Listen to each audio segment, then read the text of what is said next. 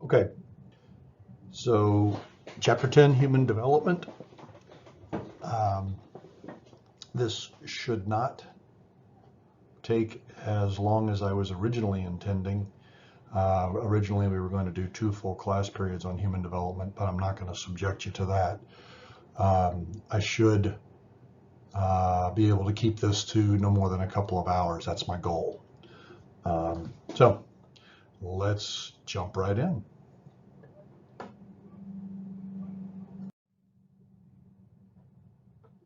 Before we get talking about particulars, there are a few general ideas that I want to make sure that you have in your head. The first one is the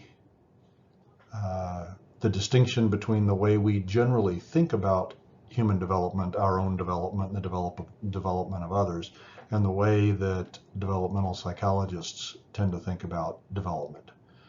We experience development, generally speaking, as kind of a long, gradual, continuous upward curve, perhaps with some glitches along the way, but by and large, we tend to think about ourselves as gradually and fairly steadily becoming taller, heavier, smarter, more capable as we move from infancy through adulthood.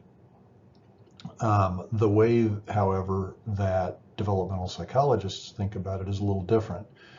We talk about it in terms of what we call a stepwise perspective, which is based on this idea that essentially what's happening is you're cruising along developmentally, and your degree of competency, your degree of ability is sufficient for your circumstances. And then you run into something novel. You have a challenge that you have not faced before, and you have to cope with this. This is not dissimilar to the model that we talked about when we were talking about the stress response, where you're cruising along and something stresses you, something challenges you, because that's what we're talking about here as a stressor. You have a period of some degree of disorganization because what's happening is you're trying the things that have worked previously and it's not working this time. And so you need to marshal new resources and find some way of coping with this novel challenge, whatever it is. Say you have an infant toddler who is well into crawling. They can haul. They can move across the living room floor on all fours, and they see, I don't know, mom or dad left a drink glass on the ground, and they see the drink glass, and so they go hauling butt toward it. And they get over to the drink glass, which is glass, and the parents say, "Oh, no." And they go and they pick up the drink glass and they put it up on a side table, say, that's out of reach from the infant when the infant is on all fours. But now, previously in development, earlier in development, and we're going to talk about this a little bit later, the infant cognitively was in a situation where if it was out of sight, it was out of mind. They didn't have the cognitive ability to hold on to a picture, in this case, of the glass once the parent removed it.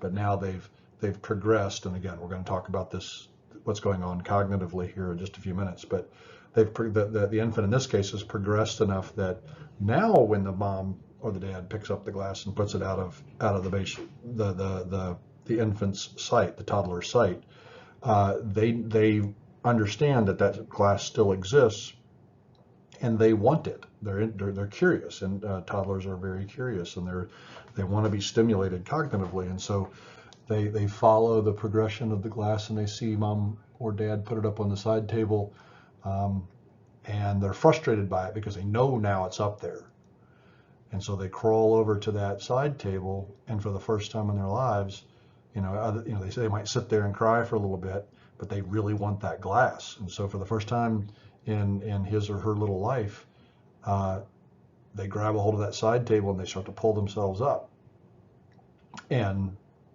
pull themselves into a standing position. And they got both hands on the leg of the table, but that glass is up there and one hand isn't going to do it. So they let go of the table and they reach up with both hands, and now all of a sudden, for the first time in their life, they're standing. This would be an example of that stepwise progression.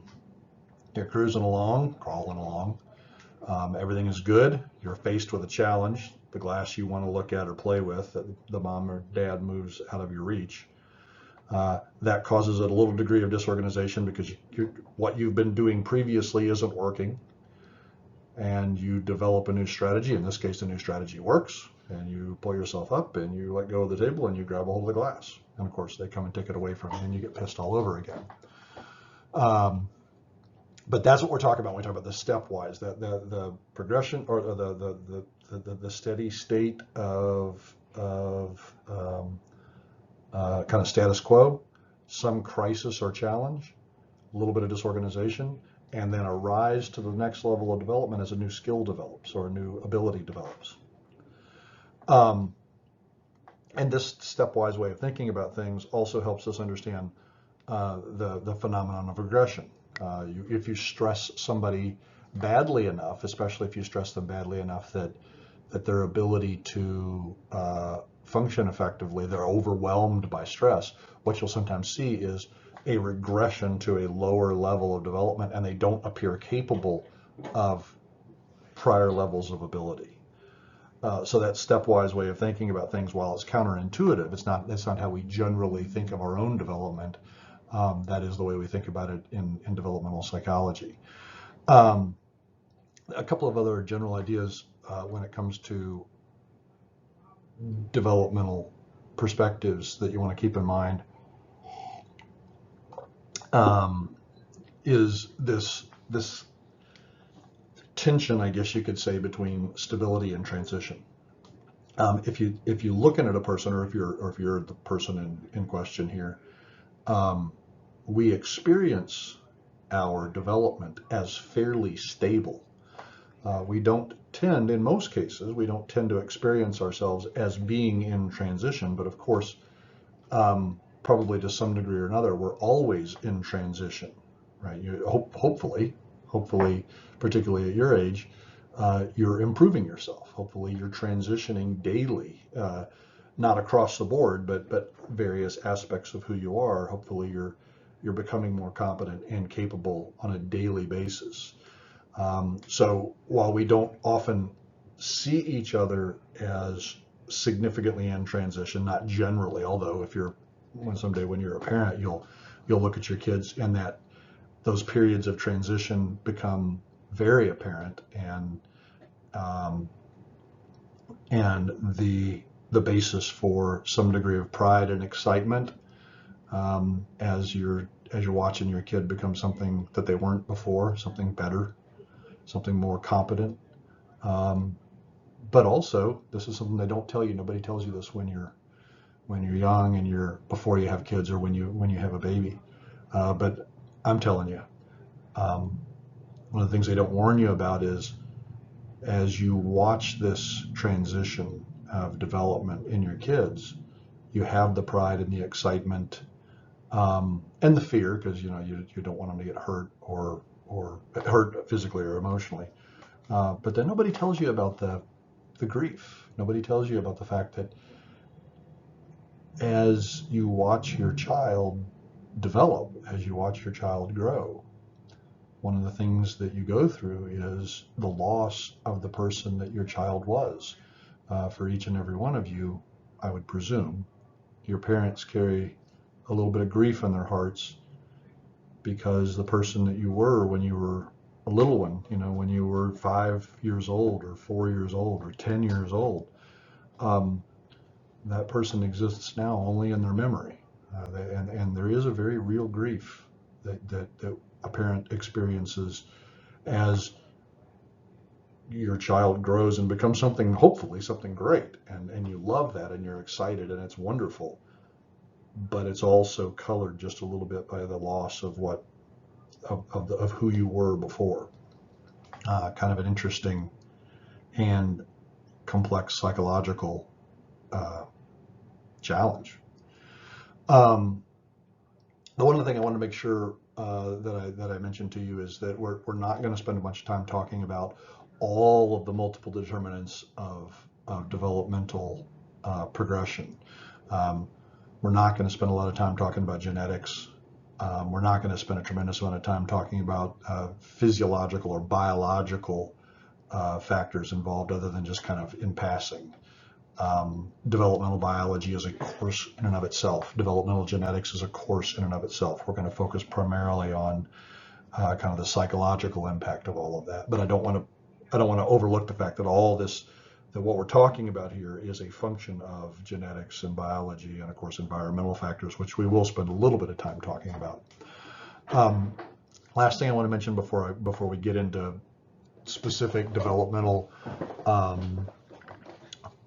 theories and ideas is one of the things that you made it an explanation for in psychology is what appears to be an over-exaggeration of the disproportionate impact of infancy and early childhood. You've probably seen reference to this when we talk about doing psychotherapy and such. And in psychotherapy, one of the jokes is in psychotherapy, they always want to talk about your mother. They always want to talk about your childhood. And it can seem kind of ludicrous when looked at from the outside, but the reason that the field of psychology is so, I guess you could say, somewhat preoccupied with early childhood and infancy is because there does appear to be an extraordinarily powerful, disproportionately powerful impact from that time period. And in part, this is just simply because it's the foundation on which the rest of your life and your personality are built, right? You know, who you become as an adult is built on who you were as a child. If that foundation is fragile or unstable, you're going to have problems in adulthood. But then there's another piece to this also, and that is that our subjective sense of the passage of time changes as we get older. I'll put it to you like this. When you are 1 year old, 1 year of your life is 100% of your life. It's the full length of your life. At 1 year old, that 1 year is your whole life. If you're as old as I am, I'm 50 years old, 1 year of my life is 1/50th of my life. Proportionally, it's a much smaller percentage of my overall time here. And the same thing, we can say the same thing about seconds, minutes, hours, days, weeks, months.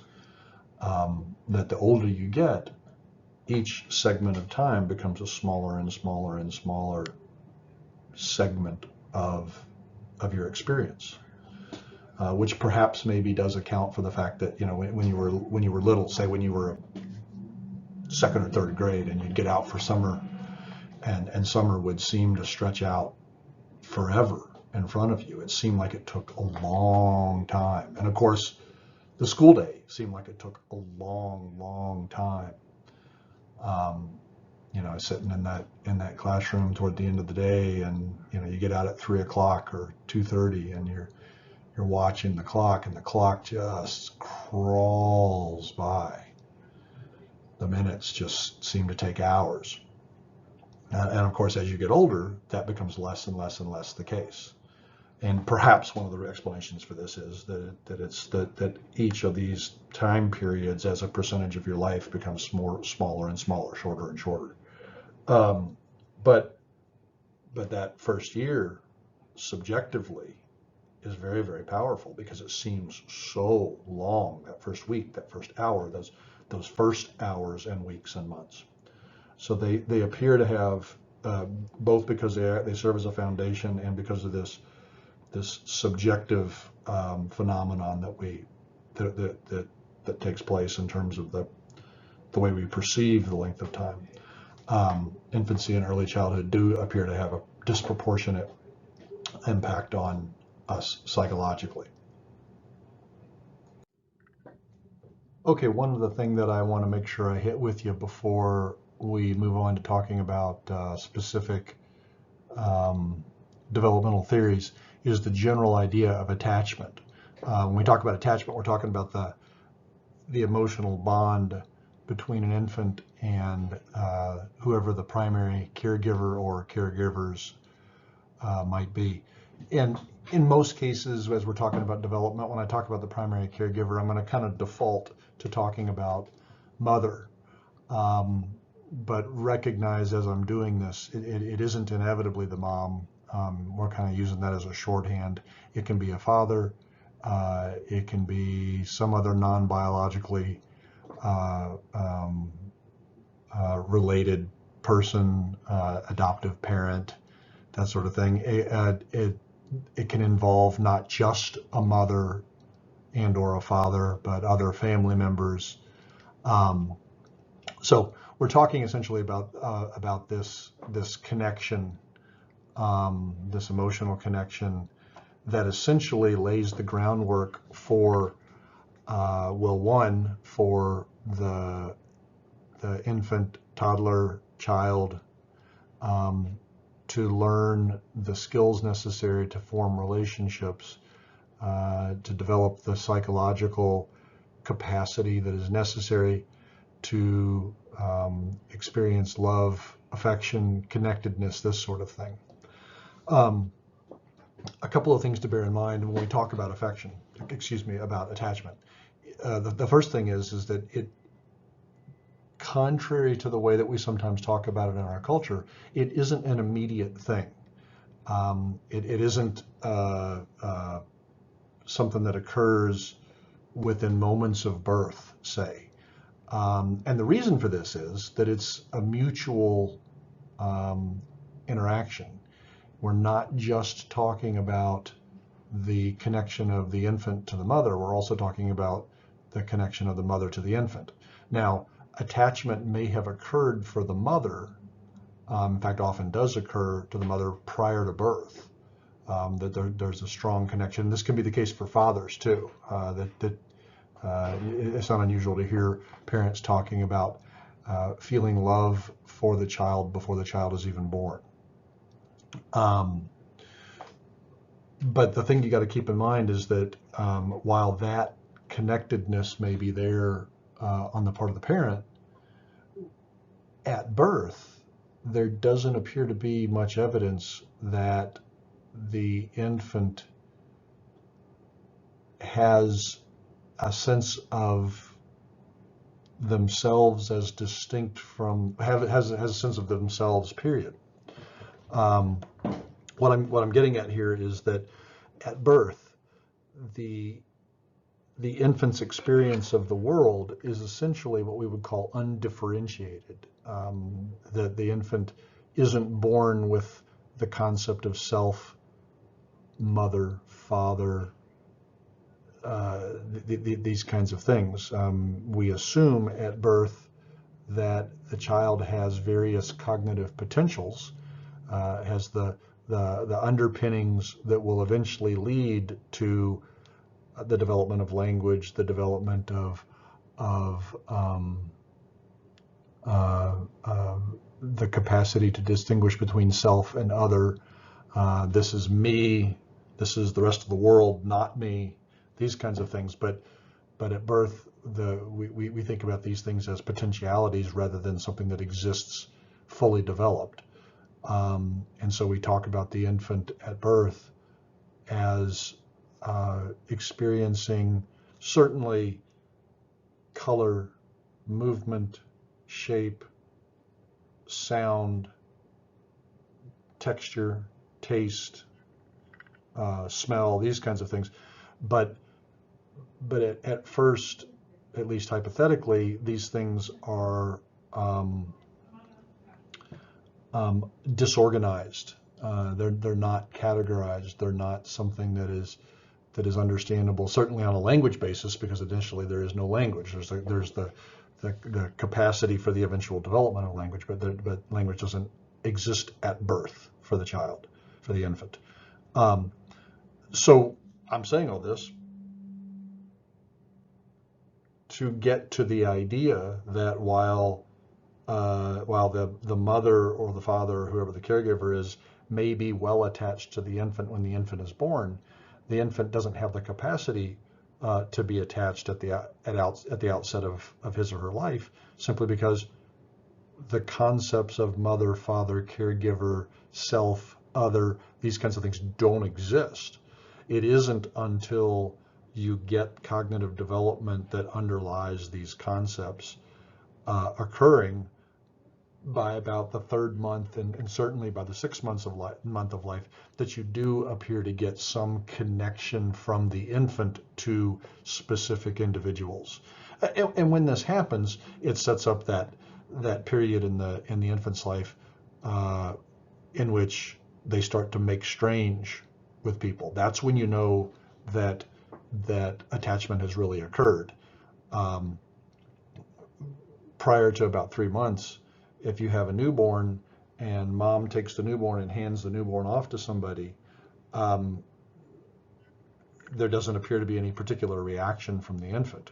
Once you get past the third month, and you've been in somewhere in that period between 3 and 6 months, you can begin to get a situation where the infant appears to recognize, does recognize, that they're being handed to somebody who is not mom, who's not the person I'm attached to, and they become uncomfortable and cry and fuss and this sort of thing until they're given back to whoever the primary caregiver is.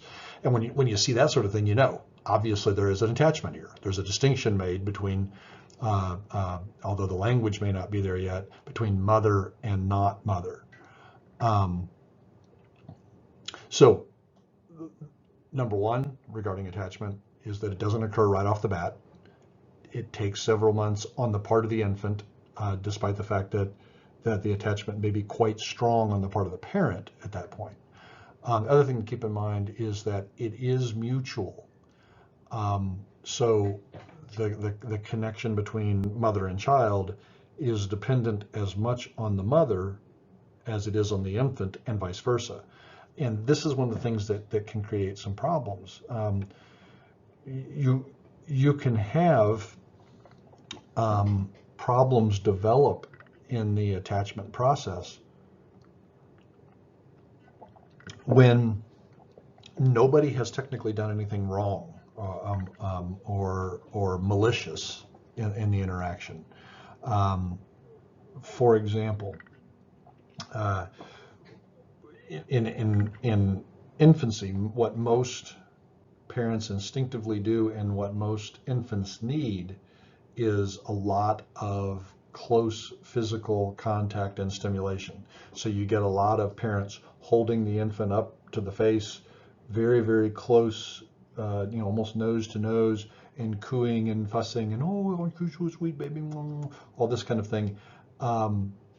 Snuggling, putting the baby up against your cheek, up against your chest.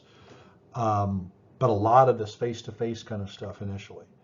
And we do it fairly instinctively.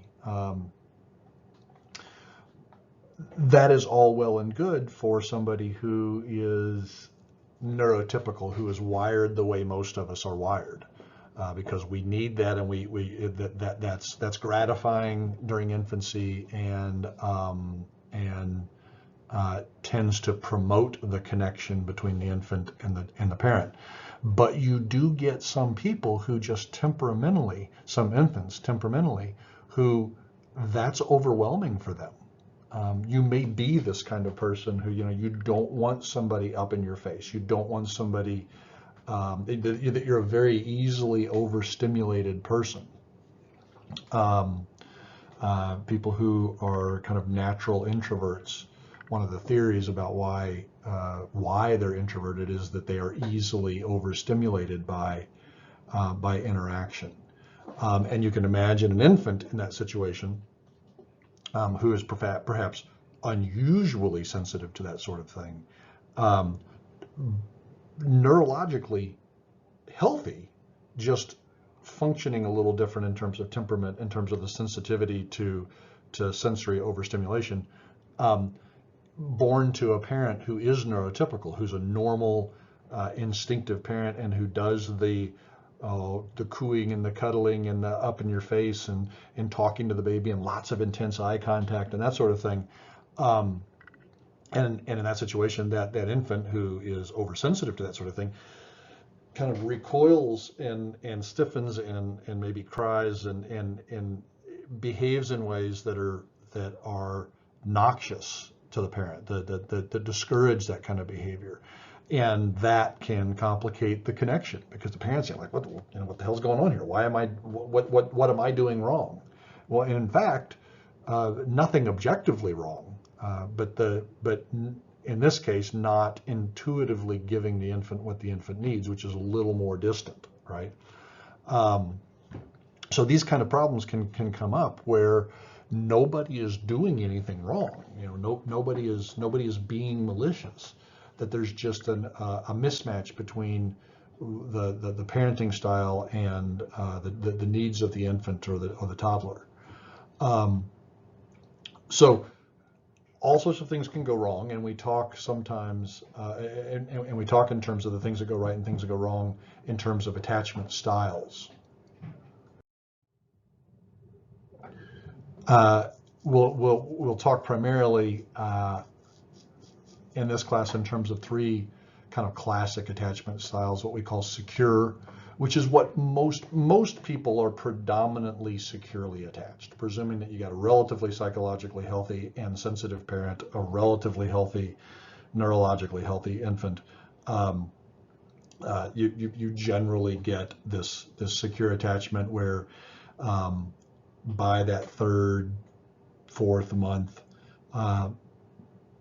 the infant appears comfortable and confident around the mom and becomes anxious when the mom is when separated from the mom, only to soothe pretty quickly once the mom is reintroduced to the situation.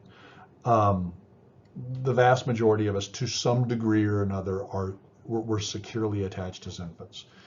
The second type that we talk about, which is more problematic, is what we call anxious ambivalent attachment or resistant attachment.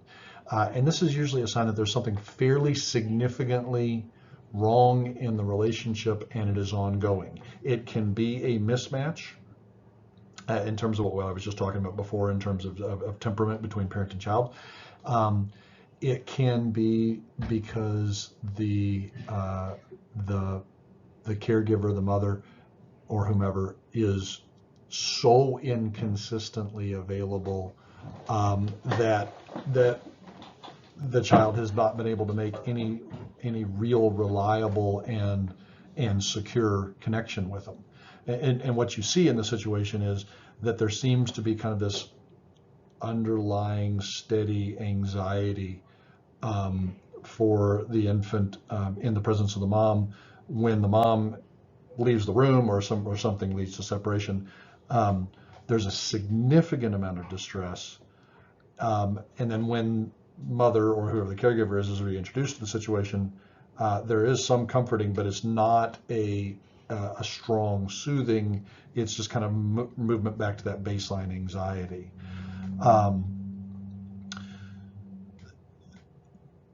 This kind of attachment pattern is problematic but not disastrous. It's a sign something is going wrong, but is not necessarily an indication that you're going to have disastrous problems later in life. The third type of attachment pattern that we talk about, avoidant attachment, is indicative that there's some fairly significant problem going on. This is an attachment pattern, or lack of attachment pattern, really, in which the infant doesn't particularly seem to be seeking out connection to the mom, not making a lot of eye contact, not responding to whatever overtures are being made by the mom, or vice versa. Doesn't appear to be particularly distressed when separated from the caregiver, and doesn't seem to have any particular response, positive or negative, when the caregiver is reintroduced. Now, this kind of a pattern can be indicative of just an utter lack of connectedness between the parent and the child. Sometimes that's because the parent has been profoundly neglectful and or abusive. Sometimes it's indicated, it's indicative of neurological problems, things like autistic spectrum disorders, this kind of thing, where there doesn't appear to be much going on in terms of interaction between, attachment interaction between the parent and the child.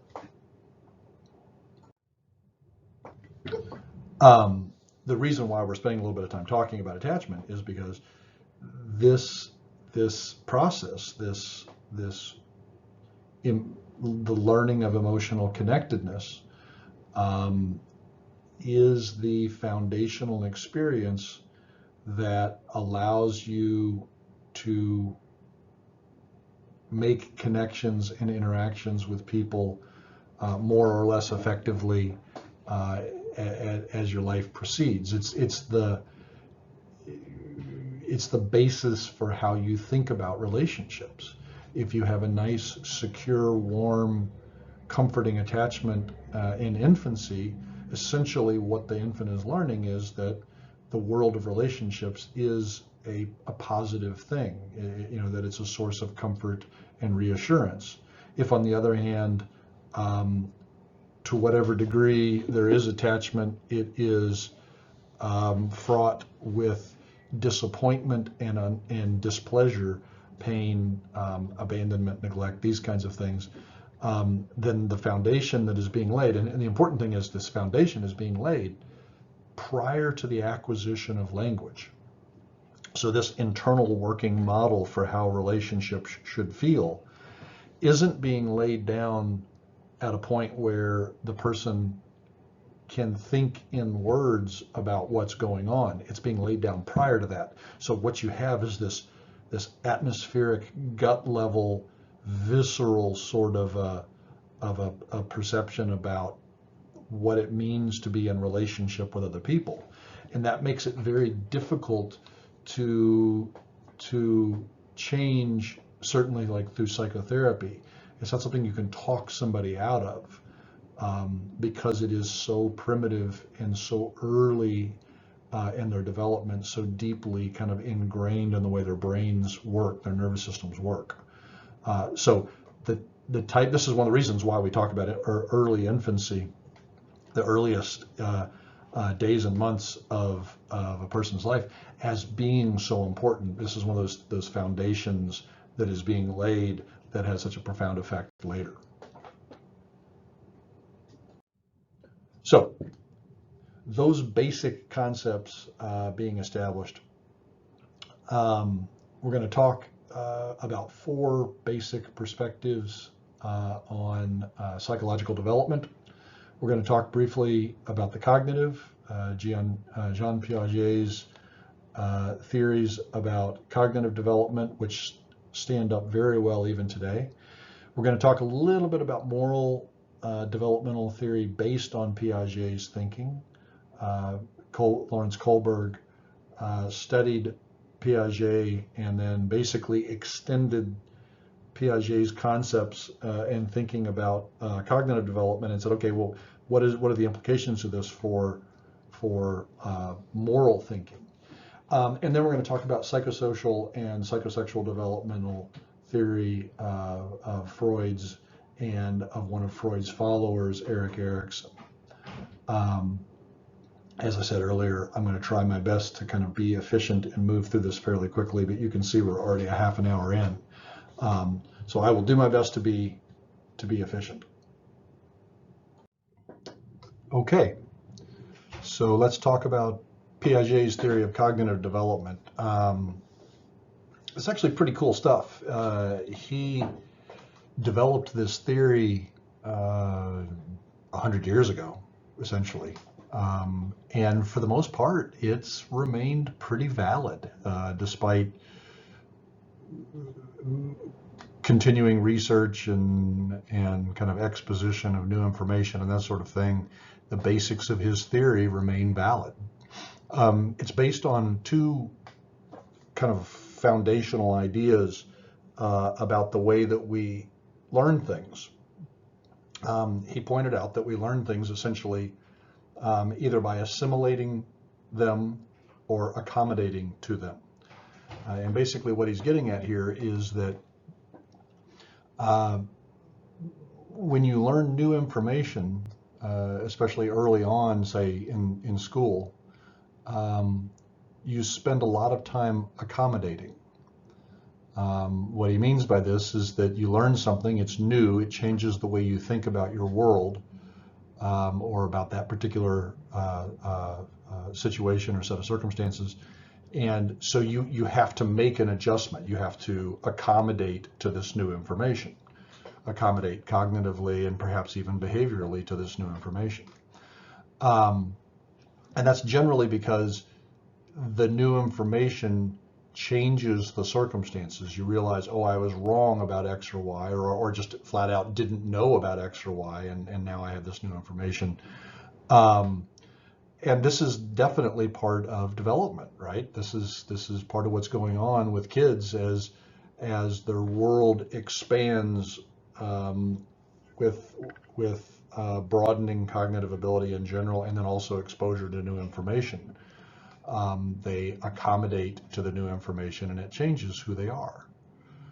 Now, the process of accommodation is fairly, let's say, energy consuming. And what I mean by that is that it requires that you change, right? You're learning something new and having to kind of adjust the parameters of your thinking, adjust the way you relate to your world. That is juxtaposed against the other way of learning, which is what we call assimilation. And assimilation is when you learn something and it fits very well with things that you already know. You're in an introductory psychology class.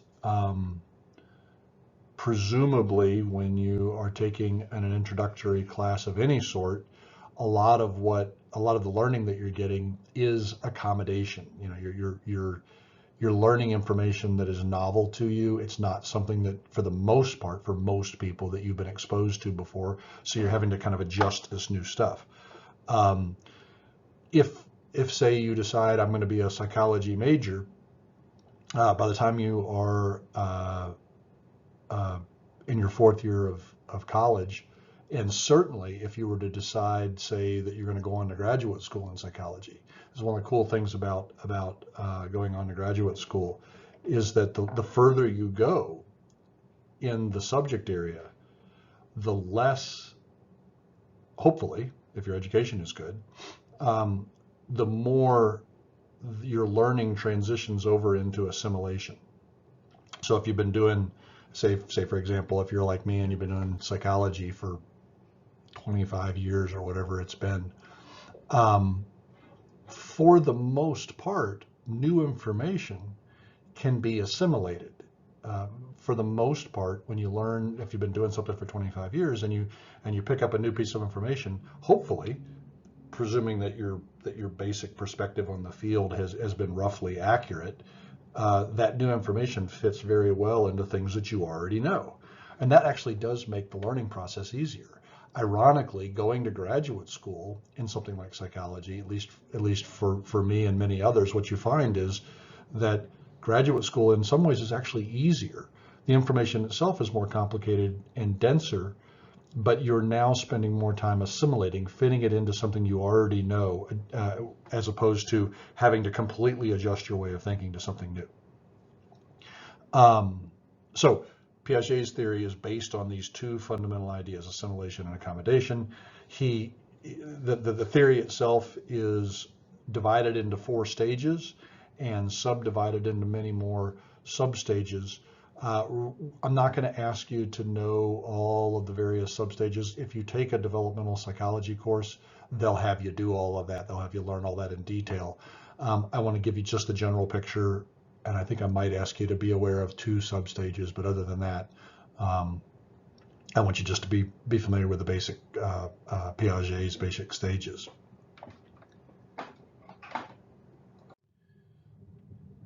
Okay, so The first of Piaget's 4 stages, starting at birth and going until the person has acquired, has established the ability to speak. So you're looking at, and with all these stages, keep in mind what we're talking about are rough estimates, right? Because you're gonna have considerable individual difference, individual variability. Some people are going to move along a little more quickly. Some people are going to move along a little more slowly, depending on what's going on with them neurologically and environmentally. You know, how well taken care of they are. You know, the quality of their diet. Are they getting enough sleep? Are they being well stimulated by their caregivers? That sort of thing. So you do get considerable variability.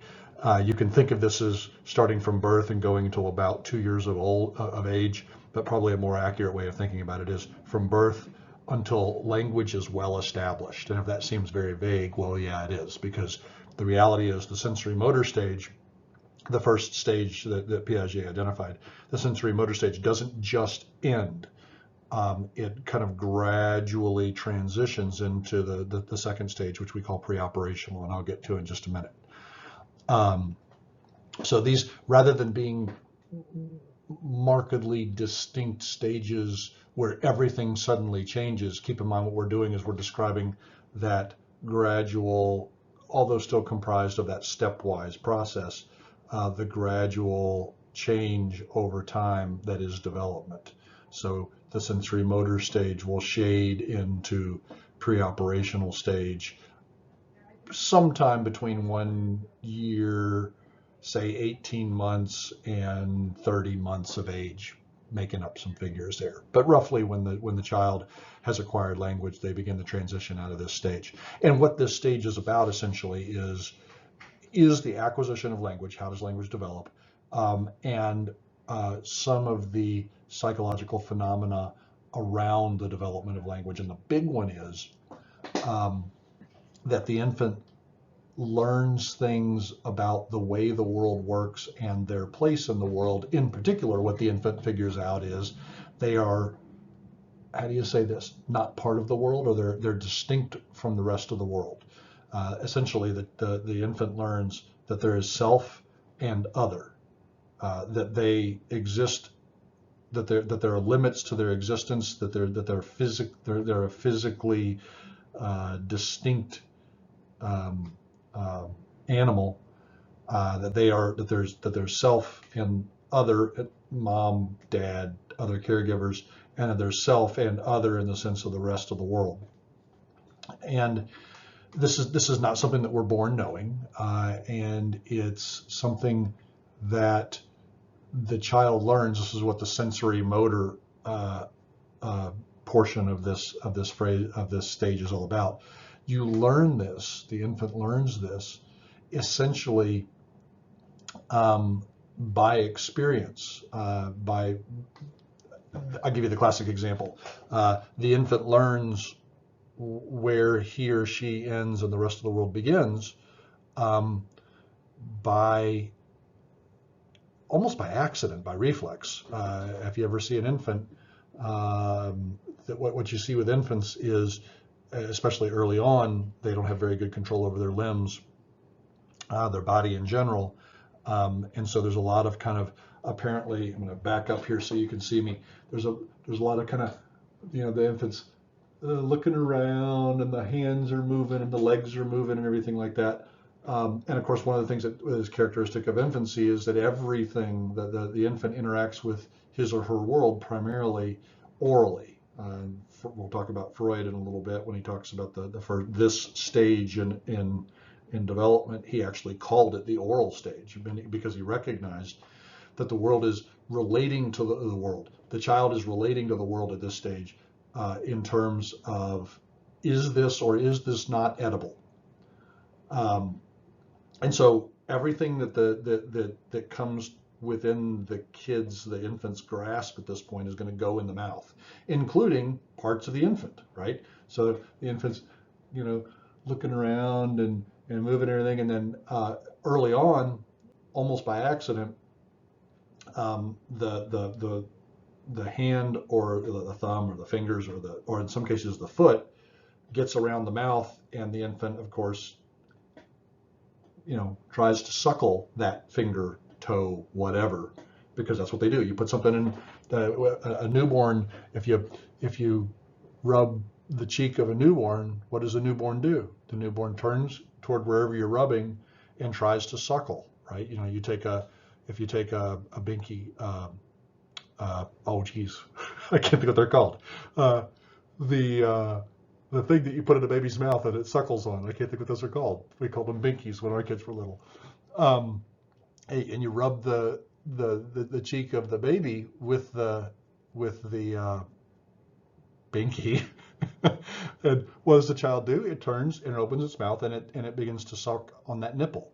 If you're breastfeeding a baby, basically the way you get a baby to start breastfeeding is you take the baby's head and you rub the nipple against the cheek, and the baby automatically, reflexively turns and takes the nipple in the mouth. Same thing with a bottle. If you're breastfeeding or if you're bottle feeding a baby, you take that and you just kind of rub it around the edge of the mouth, and the baby will latch on. But it does this without regard to whether, because at first it doesn't know what's the nipple of a breast, the nipple of a bottle, a binky. Gosh, I can't think what that's called. Your finger, its own toes. It just reflexively does this. Well, it's moving around. Its fingers brush up against its own face because it hasn't learned to control its arms and legs and fingers and toes and all that very well yet. And so it turns and it latches onto its own fingers, and it has the sensory experience, one, of suckling, but two, of being suckled, right? It feels in its fingers its own tongue, teeth as they come in, the warmth and wetness of the mouth, this sort of thing. But then, of course, when it's feeding on a bottle or breastfeeding or something like that, and that goes in its mouth, it's a different sensory experience, partially because hopefully they're getting milk or formula, right, when they begin to suckle, and that doesn't happen when they're sucking on their fingers or their toes. And they don't get the feedback from their fingers and toes. And so what happens gradually over time is the baby begins to make the distinction, wow, this is a different experience. And this experience that I get when I can feel, and of course, I'm putting words to something that there are no words for in early infancy, but the sensation of the fingers or toes being suckled upon isn't there when they're getting a bottle or the breast of the mother. And then, of course, what happens gradually over time, just through trial and error, is the baby begins to realize that, okay, I can make this object move, the hand or the foot or whatever. And gradually it begins to put these pieces together to recognize this is me, right? These fingers, I put it in my mouth, I can feel this. I can feel with my fingers the inside of my mouth. When I'm breastfeeding or when I'm suckling on a bottle, I don't get that same sensory experience. I get part of it, the sensory experience of suckling, but not of being suckled. And so by that trial and error and gradually developing motor control over their limbs, they begin to learn where they end and the rest of the world begins. They also gradually over time, beginning at about 3 or 4 months of age, really begin to solidify their sense of who their caregivers are. You begin to get that, and this is really kind of a cool thing, is these two things kind of go together, that they begin to get a sense of where they end and the caregiver begins. So we'll say mommy, where they end and mommy begins, and they begin to recognize that mommy is distinct from the rest of the world because of the consistency of the sensory stimulation that they get around mom. And the really cool thing is that this development of the concept of mommy corresponds largely with the experience of being fed. And we think that this is one of the reasons why, if you go across languages, the word for mother, or the child's word for mother, is often kind of a derivative of suckling, of the sounds that an infant makes when it's sucking on a bottle or a breast. Ma, ma, ma, ma, ma, ma, mama. So in a very real, very kind of pragmatic way, the experience of mother and the experience of feeding are linked in language, and then also as a psychological phenomena. And this is one of the reasons why,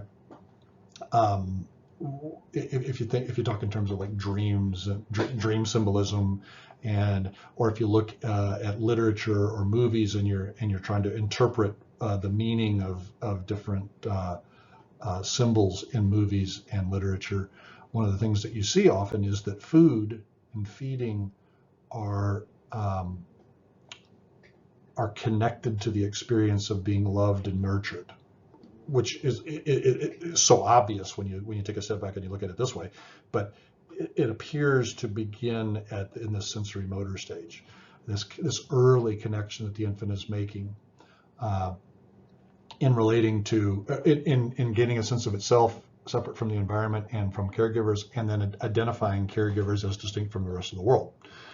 So sensory motor stage, the infant is learning who he or she is independent of the environment, learning who the caregivers are, and part of this whole process is the development of the cognitive skill that Piaget called object permanence. And this is just the ability that the infant develops to recognize that things exist in the world independent of my sensory experience of them, independent of me seeing them. And you can watch this happen. Again, you kind of got to have this beginning in order for the kid to really attach, right? They've got to begin to get the idea that in order to attach to mother, that she is separate from me, that she is outside of me, and that she continues to exist even when she's not in my immediate sensory experience. So you're looking at about 3, 4, 5 months of age. It really begins to be established, this sense of object permanence. Things exist even when I'm not experiencing them. And by the time they're a year and a half old, by the time language is well developed, and this is one of the things, once object permanence is well established, generally you've kind of moved out of the sensory motor stage and are moving into the next stage, pre-operational stage. But you can watch this happen if you start at around 3.5 months of age with an infant, and you do peekaboo with the baby. You do that too young, and you go peekaboo and nothing. They just kind of they kind of coo at you and look at you because they're connected with the face, but it doesn't really do much early on. So let's call that 1 or 2 months. But then as they become aware of their separateness from the environment, but they haven't fully established object permanence. Now you're getting into like 3.5, 4 months, 5 months, 6 months of age. They're beginning to kind of start to kind of get this. Peekaboo becomes fun, right? Because they haven't established this well yet. So they're looking at your face. You cover your face playing peekaboo, and when you cover your face, to them, you're gone. They can't see you anymore. They see your hands, but they don't necessarily at that early stage recognize that your hands are part of you. They experience you as what psychologists call part objects. So 3.5, 4 months of age, you cover your face, you're gone. You take your hands away from your face and open and act surprised, and they get the surprise too, like, oh, holy crap, there you are, right? Oh, you're gone. Oh, there you are again. And it's a big deal to them. It's kind of fun to play this game with them, one, because they get so excited and they're so stimulated by this experience, and you're actually helping them learn, right? At first, it's just this this fun game to play, but what happens over time is they learn that, okay, the hands going in front of the face didn't make them go away, right? As they see that happen over and over, and they begin to recognize that your hands are part of you, et cetera, et cetera. And the game becomes a little less exciting for them. They begin to be less surprised by the peekaboo. But actually, that's for the parent. That's really cool, because what you can watch happening as they become less excited by the peekaboo experience is that they're recognizing you didn't actually go anywhere. You're still there. Your hands are in front of your face, but you didn't go anywhere. That's a big deal. That's a huge deal developmentally, cognitively, to recognize that just because I can't see something doesn't mean it's gone. So, object permanence, major factor, basically the development of object permanence and the acquisition of language, the ability to put words to ideas and structure your internal experience of the world with language, with symbols, because language is symbolism, is really what kind of marks the end of the sensory motor stage and moving into the next Piaget's next stage of development. Okay, so Piaget's second stage of cognitive development, what he called the pre-operational stage, and he calls this pre-operational to designate this period of development as a stage in which cognitive operations, mental operations, are limited at this point to things that are concrete, things that the kid could actually do physically. They can't kind of extrapolate in their head. They can't move beyond that physical experience quite yet. This is the stage in which they gradually acquire kind of the ingredients, I guess you could say, that allow them to begin to think logically later on as they enter school. This stage is essentially beginning about when they acquire the capacity for language and moving up through around the time where they begin to get into school, where you start to see the emergence of kind of basic logical thought. So in this pre-operational stage, you get things like this. You might get something.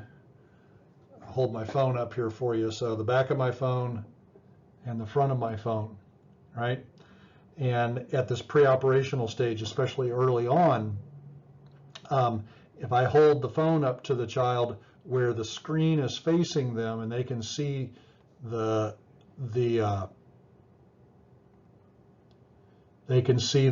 pictures of the icons and the photograph that's the background, and I say to them as they're looking at this phone, and I say to them, what do you think that I can see, referring to this phone? They're going to assume that I see the same thing they see.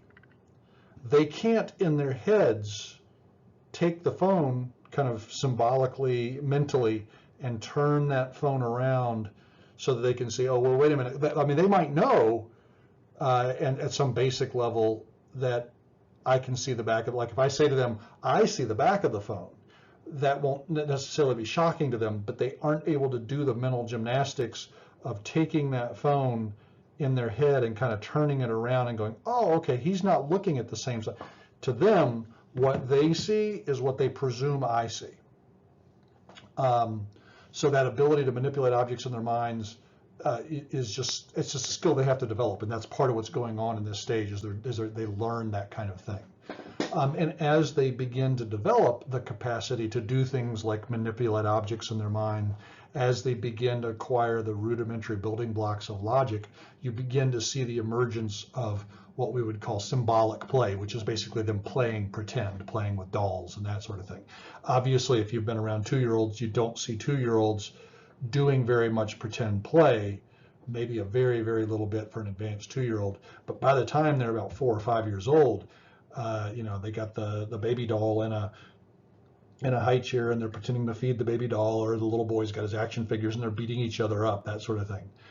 Early on, around 2, you don't see that kind of pretend play from them. So that's part of what's emerging during this pre-operational stage. Some of the important ideas that Piaget kind of built this stage around, or sees as contributing to this stage. The kind of the overarching idea is what he called conservation, and that's essentially the child recognizing that certain physical attributes remain constant despite changes in shape or perspective or this kind of thing. The classic example that of conservation would be you have a tall, say 500 ml glass and a short 500 ml glass, right? And they both have the same volume. One's tall, one's short. And you fill the tall glass full of water. And well, actually, if you say to the kid before you fill the glass full of water, if you say to the kid, okay, I got these two 500 milliliter glasses, and you say to the kid, which glass is bigger? In most cases, the kid is going to look at the tall glass and say the tall glass is bigger. The reason for this is what Piaget called centration, and this is essentially the child looks at the glasses and he sees one is tall and one is short, and he says, okay, well, the tall one must be bigger. Overall, more volume, although they wouldn't use those words. The tall one must have more volume. You could then say to the kid, oh, well, wait a minute, and you turn the glasses so they can see the diameter of the glasses, and they see that the shorter glass has a larger diameter. You can say, well, which one is bigger? And they'll see the larger diameter. Well, the short glass is bigger, or the wide glass is more likely what they're likely to say. The wide glass is bigger. And basically the reason for this is they can't hold the two concepts in mind. So they may recognize when you point out to them the short glass is wider, the tall glass is skinnier. They might be able to acknowledge that when you point it out to them, but they can't hold both of them in their mind. So the idea that these two glasses, the tall skinny one and the short squat one, are actually the same volume. And in fact, that's kind of fun, because what you can then do is you fill the tall glass up with water and you go, watch this, and you pour the water from the tall glass into the short glass, and of course it fills the short glass perfectly, right? And the kid's like, holy crap, because it looks to them like you did magic, because they don't understand that conservation of mass, that just because it changed shape, it doesn't change volume. And then here's the really wild thing. Early on in this stage, 2-3 years old, you've done that, and you did your magic trick, and they're like, oh my gosh, because you somehow made more water fit into this littler glass. And then you say, okay, well, what will happen if I take this and I pour it back into the tall glass? They're likely to see, if you say, will it fill up the tall glass completely? Now, keep in mind, they just watched you do this, right? They just watched you take the tall glass completely full, pour it into the short glass, also completely full, because they're both 500 milliliter glasses. And you say, okay, now if I pour it back, what'll happen? 2-3 years old, the kid's going to say, well, it won't fill the glass all the way. They watch you do it, but they can't undo it in their head. That's what the capacity to do that kind of thing is going to develop over the course of this pre-operational stage. That's part of what as that develops and as they master that, they move out of this stage. Their thinking begins to change. The other quality that you see in pre-operational thinking is what Piaget called egocentrism. And that's kind of what I was referring to when I was saying to you, that you're showing the kid and they can see the front of my phone, and you say, well, what do you think I see if I'm looking at my phone like this? They're going to say, well, essentially, you see the front of your phone, because they have difficulty at this stage. They just don't have the cognitive skills yet to allow them to put themselves in somebody else's place, to assume another person's perspective. In this case, literally, we're not talking about somebody else's emotional experience. Kids at this age don't have the capacity for empathy. That's way beyond them. We're just talking about just the basic ability to hypothesize, what somebody visually might experience when that person is not standing in the same place as the kid, right? They don't have the ability to kind of do the mental gymnastics that are behind that. So what are the consequences of this egocentrism? This is the egocentrism is the basis for Calvin and Hobbes. If you've ever read the comic strip Calvin and Hobbes, where the little boy has a stuffed tiger that to him is very real. What Bill Watterson, the guy that drew that comic strip, what he was recognizing is that to little kids, to preschool age kids, their stuffed animals are real. They are the preschool aged kids, 2, 3, 4, 5 years old, is wrestling with this animism, this idea that everything is living, and this is in part because of the egocentrism. The kid has a hard time imagining being an object that is not real because is not alive because they're alive, and they assume that everything else kind of thinks and feels like they do, right? This is the same kind of thing where if a kid is upset, the assumption that the kid has is that everybody is upset. When they're happy, it's hard for them to understand, and they pick it up gradually, but it's hard for them initially to understand that not everybody else is happy at that moment, or not everybody else is sad as they are at that moment.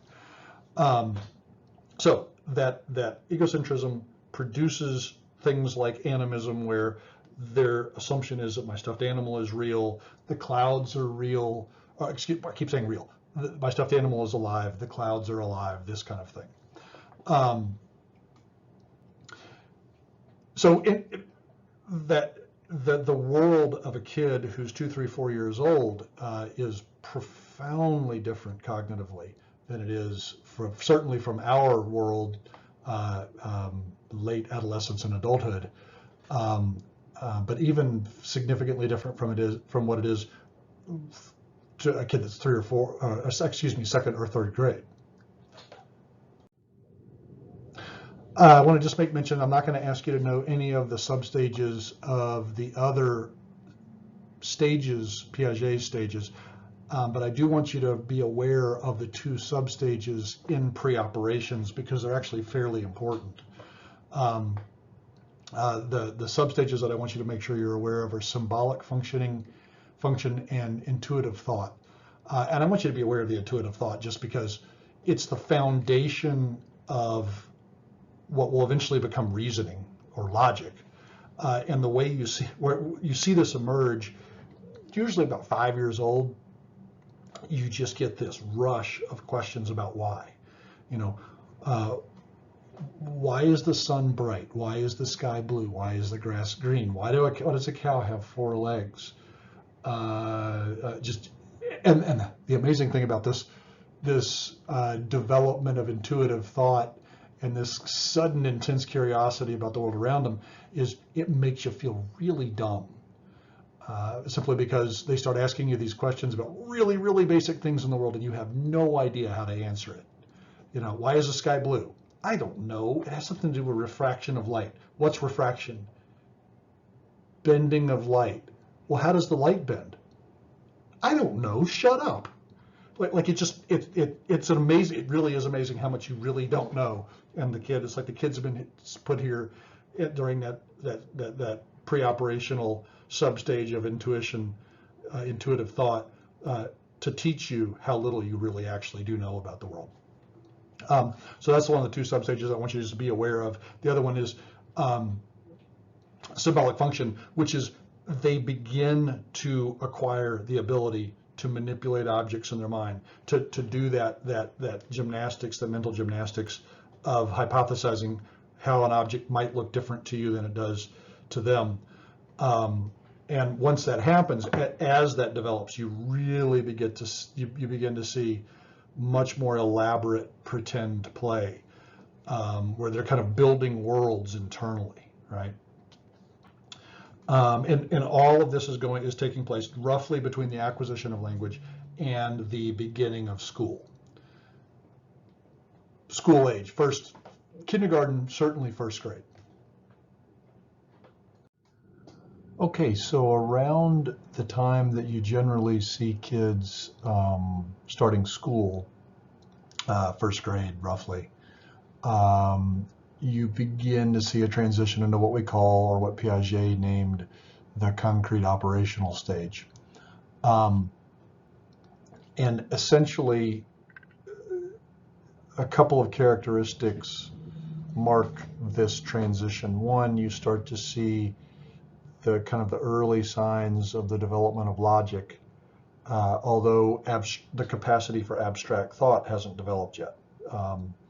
So they're capable of basic if-then thinking, if X then Y, logical thinking. But talking to them about abstractions remains problematic.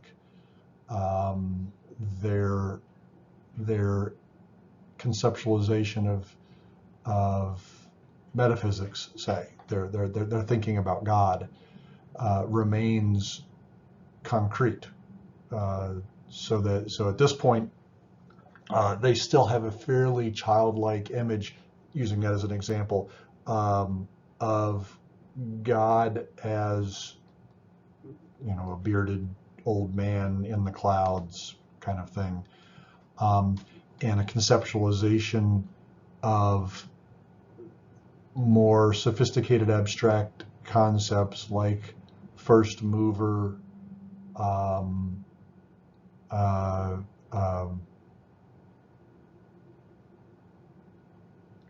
non-physical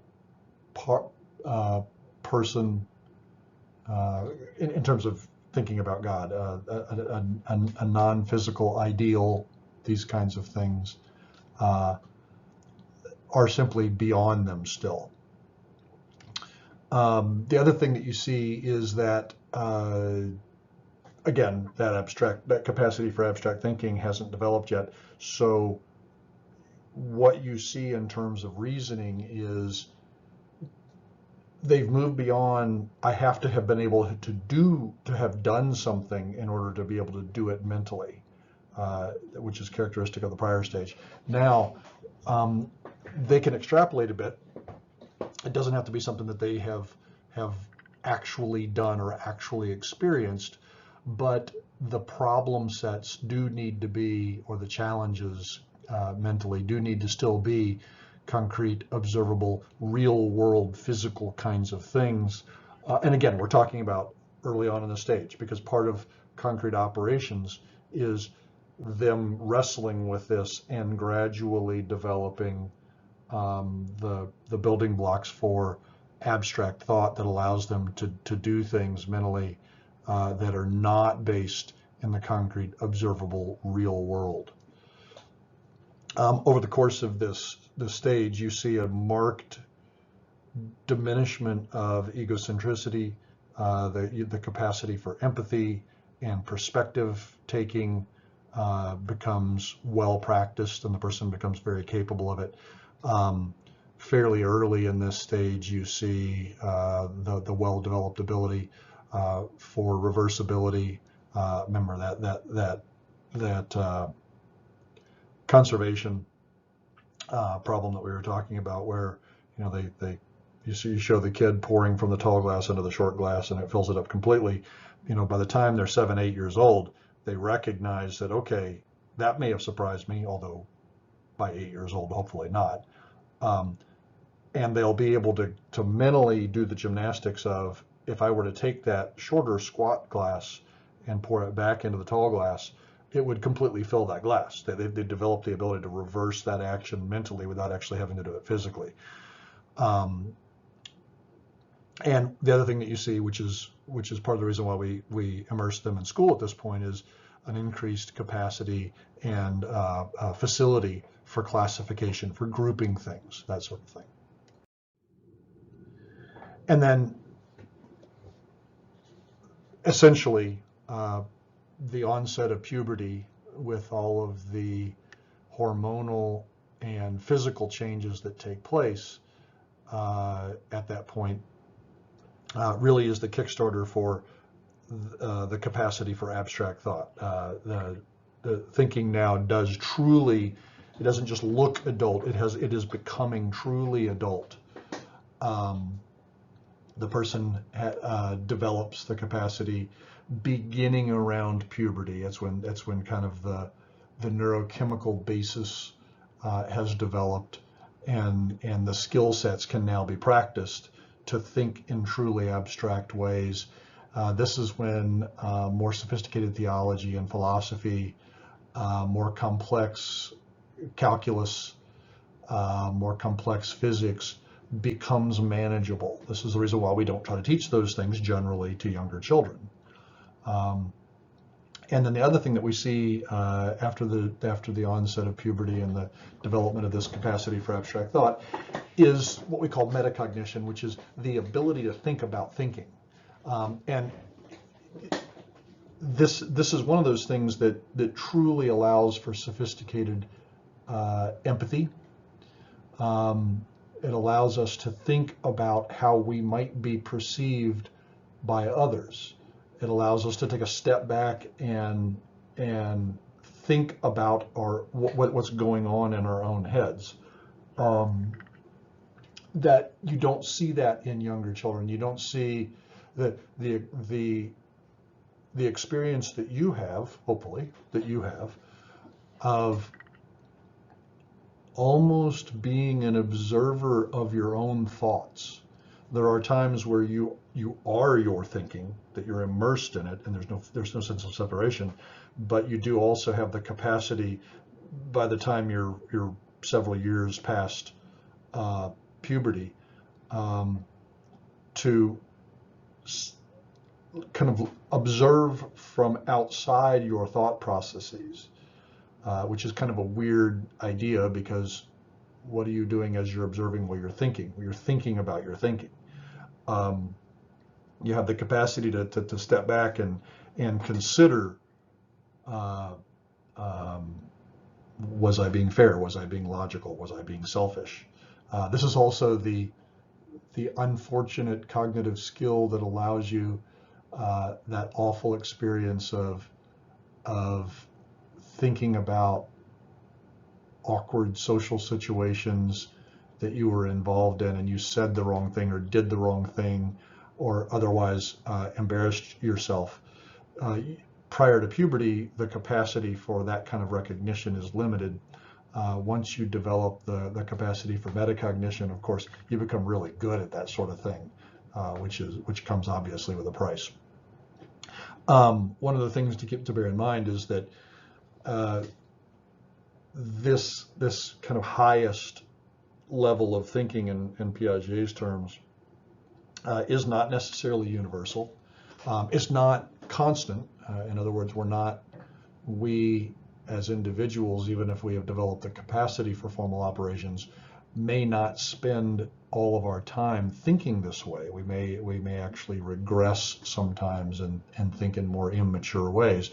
And the other thing to keep in mind is that when we see very primitive cultures, hunter-gatherer cultures, and there are still a few of those in the world, one of the things that we find is that you see less of this evidence of well-developed abstract thought. It's not as common in real primitive cultures. So, very, very fast tour through Piaget.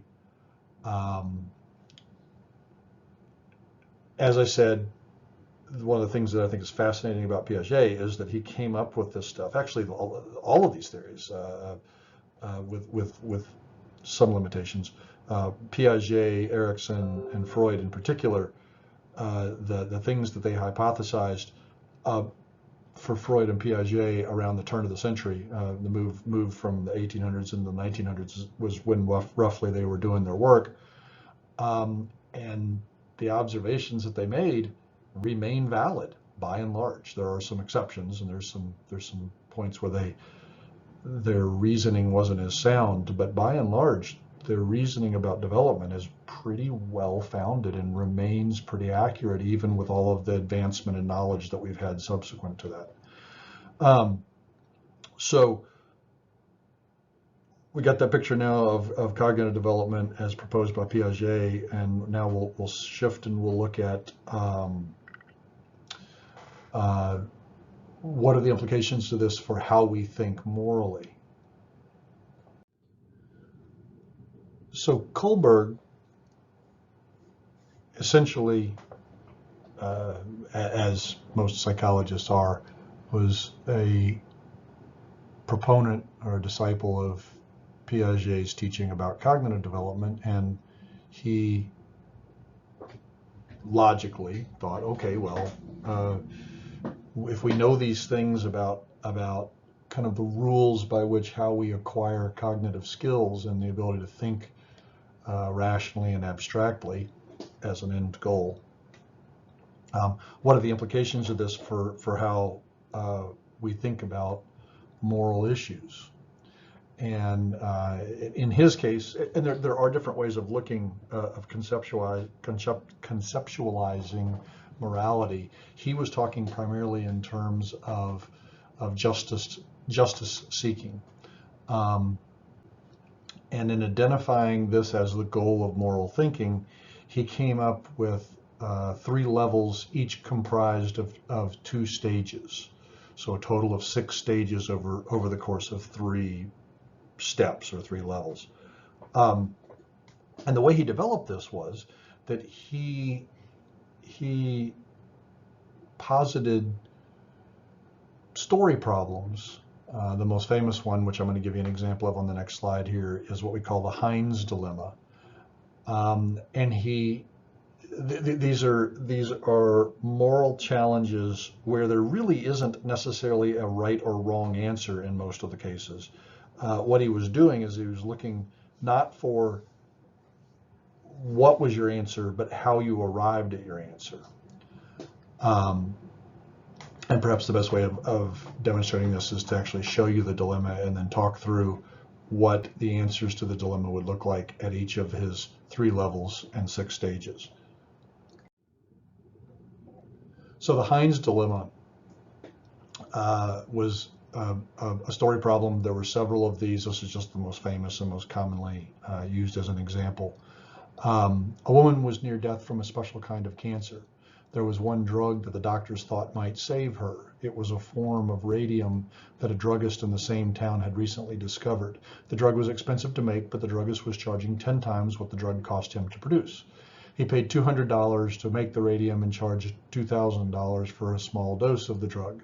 The sick woman's husband, Heinz, went to everyone he knew to borrow the money, but he could only get together about $1,000, which is half of what the drug cost. He told the druggist that his wife was dying and asked the druggist to sell it cheaper or let him pay later, but the druggist said, "No, I discovered the drug, I'm going to make money from it." So Heinz got desperate and broke into the man's store to steal the drug for his wife. Should Heinz have broken into the laboratory to steal the drug for his wife? And the important thing, why or why not? So what he did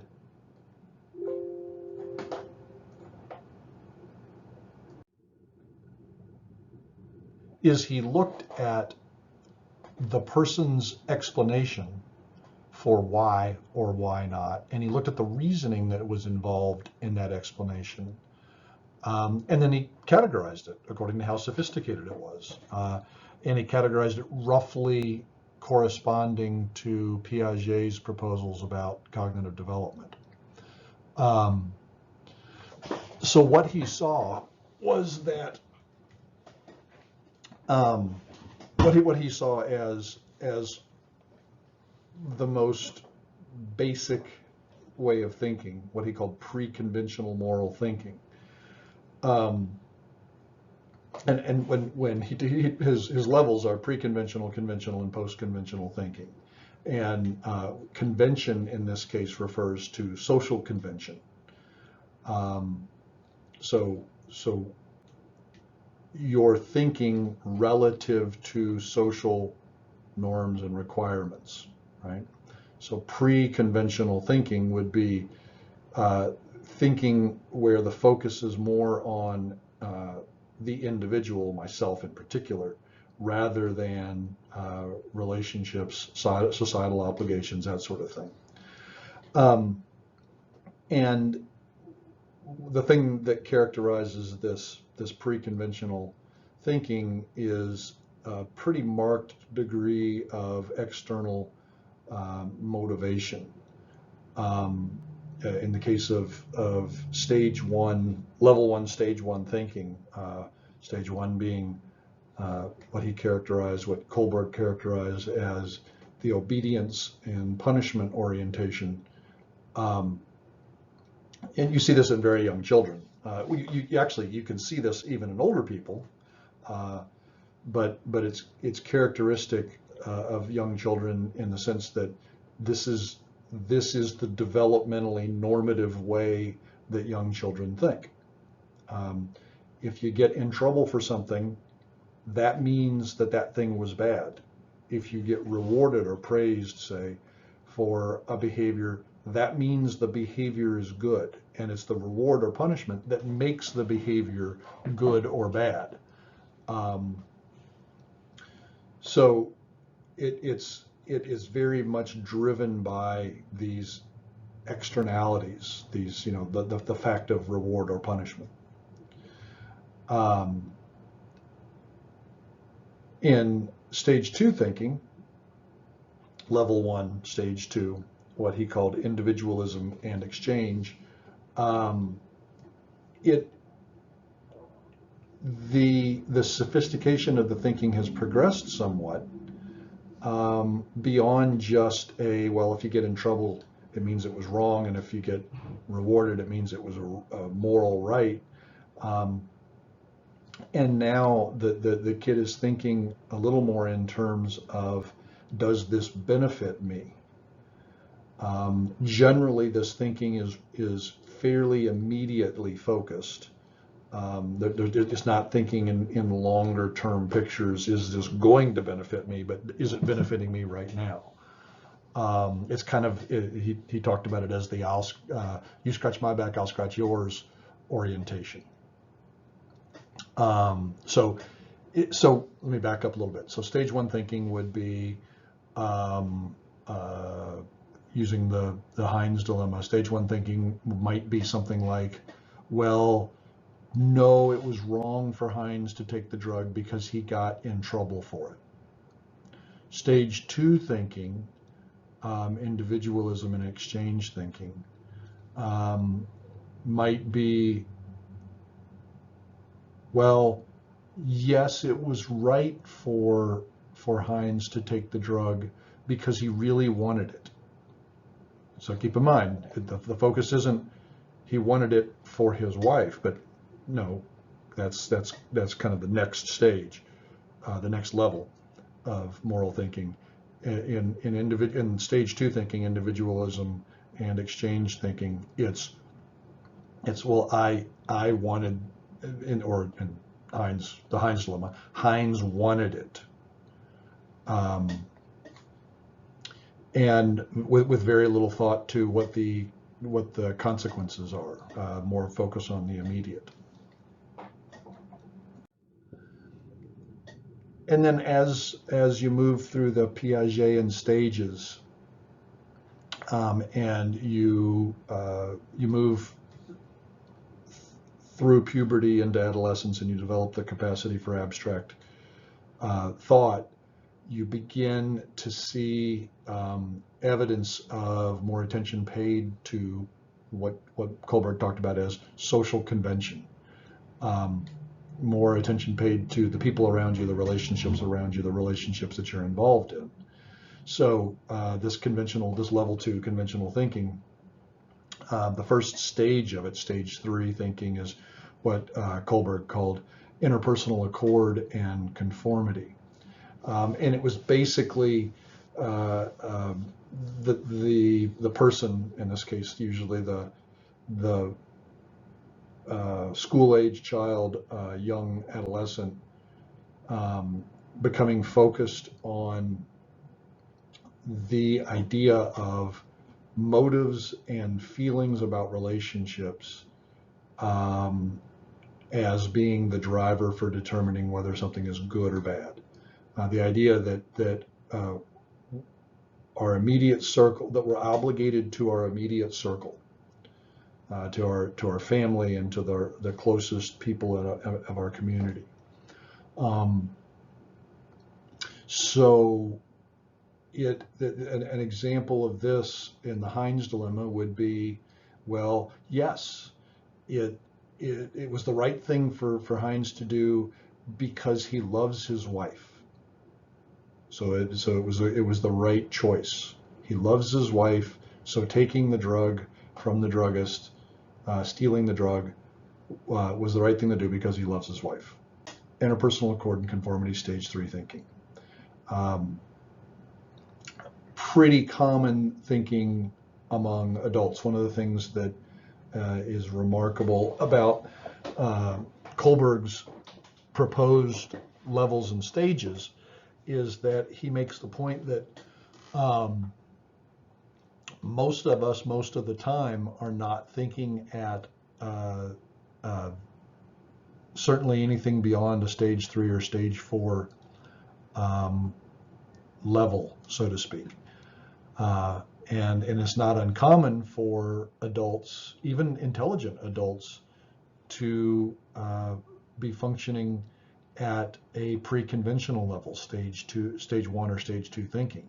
An example of that might be, so we're talking about full-grown adults, capacity for abstract thought, and morally healthy, so relatively morally sophisticated, yet spending a fair percentage of their time cognitively around morality thinking at lower levels.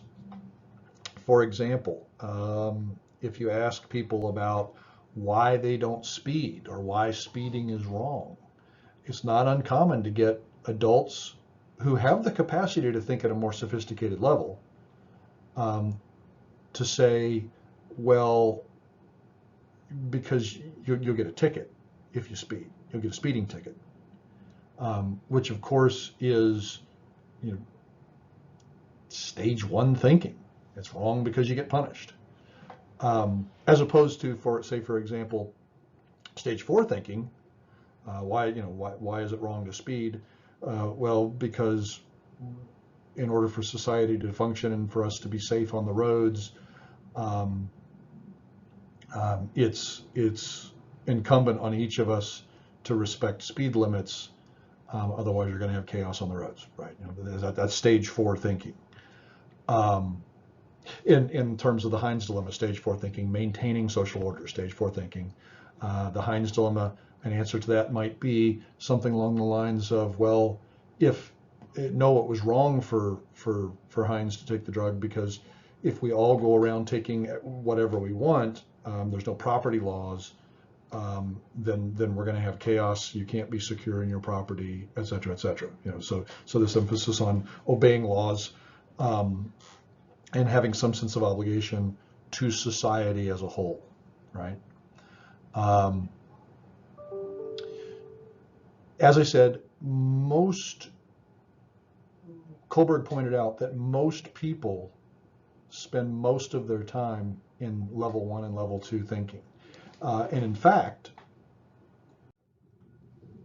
he argued that post-conventional thinking, level 3 thinking, is actually a rarity, that most people don't think regularly in these stages and in fact may not have the capacity to think in these stages. Now that doesn't mean that you can't kind of wrap your mind around it if you're guided through it by somebody who does think at this level, but it's not a level at which most people think independently, think on their own. And part of the reason for this is it requires the capacity for abstract thought, which, as we noted when we were talking about Piaget, is not universal even after puberty, even into adulthood. It takes effort and practice in order to think regularly in an abstract manner. It's difficult. It takes work. So thinking post-conventionally. So keep in mind, post-conventionally, we're talking about beyond just your immediate obligations to those to the society in which you function, right? So for example, stage 5 thinking, what he called social contract and individual rights. This is thinking where you have balanced, it's kind of like you're taking level 1 and level 2 and you're balancing those needs. That's a level 1, that focus on the individual, level 2, the focus on society, and you're recognizing that there's value in each of these. This is what makes the founding documents, the Declaration of Independence and the Bill of Rights and such, so remarkable, is that they were they were very sophisticated documents in that they were focused on balancing the rights of the individual with the needs of society. And if you need evidence for the fact that most of us don't spend much time thinking of it in these ways, look to the political debate that comes up periodically about whether the Electoral College should be abolished, right? Look to arguments in favor of democracy as opposed to republicanism, the argument that we should be a democracy rather than a republic. And I'm sorry, you could get into, if you take a political science course, they'll talk at length about those kinds of things. In terms of the Heinz dilemma, stage 5 thinking, focusing on balancing individual rights with societal needs, might involve something like, no, it was wrong for Heinz to steal the drug because while it's understandable that he feels a strong obligation to his wife,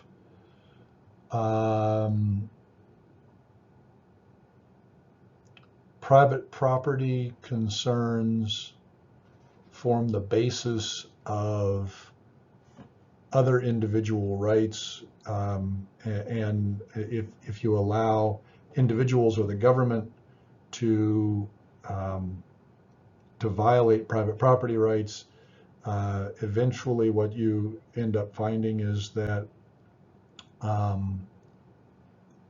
the fundamental right to life also becomes suspect. Sorry, that wasn't a very good example, but this stage 5 thinking is the kind of thinking that an intelligent, well-educated adult, if they take some time and energy to educate themselves about the circumstances and they think carefully about it, they can make themselves function in this way. And then stage 6, level 3, post-conventional thinking, stage 6, what we call universal principles thinking, is extraordinarily rare. And in fact, the people who think well at the stage 6 level are generally people that you know their names.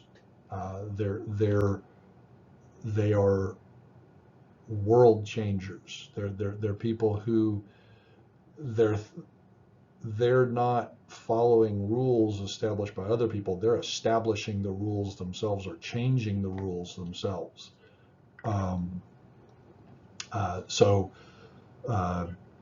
Major religious figures, major philosophical figures, this kind of thing. And again, only the very, very rarest, unusual people ever develop the capacity with effort to think in those terms.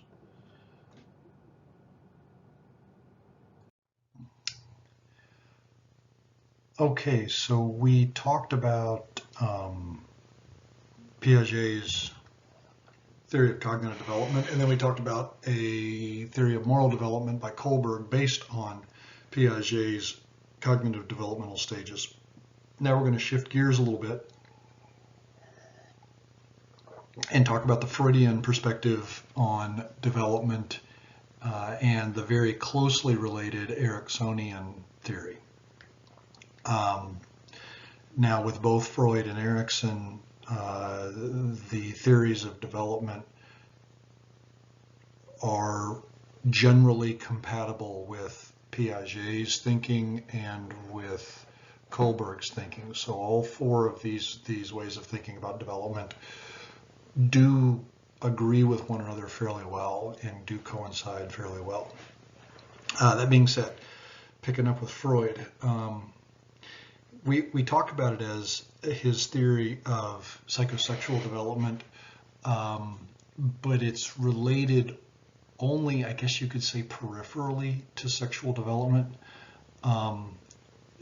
Certainly in its end result in adulthood, that is the outcome, the capacity for reproduction, the capacity for and the interest in reproduction. But the bulk of the theory, the bulk of the description, the developmental description, is actually focused on the drive that we've talked about a couple different times this semester, eros, that creative life drive, life affirming, life pursuing drive, the procreative drive, that we also call libido. And basically, from the Freudian perspective, this drive, this libido, eros, is fundamentally the same drive that gets expressed differently in different periods of development. So while in adulthood, Freud would argue that its most fundamental expression is genital sexuality focused on reproduction, he would argue that the same energy, so to speak, the same push, the same biological imperative toward life, toward creativity, toward productiveness, is present throughout the whole developmental progression, beginning in infancy, and that it's just expressed differently depending on what's going on physiologically at each stage of development. And he argued that the libido gets expressed differently via what he called erogenous zones, which are essentially just the bodily areas of focus during each developmental period. And as we go through the developmental periods, I think that will become a little more, a little clearer for you.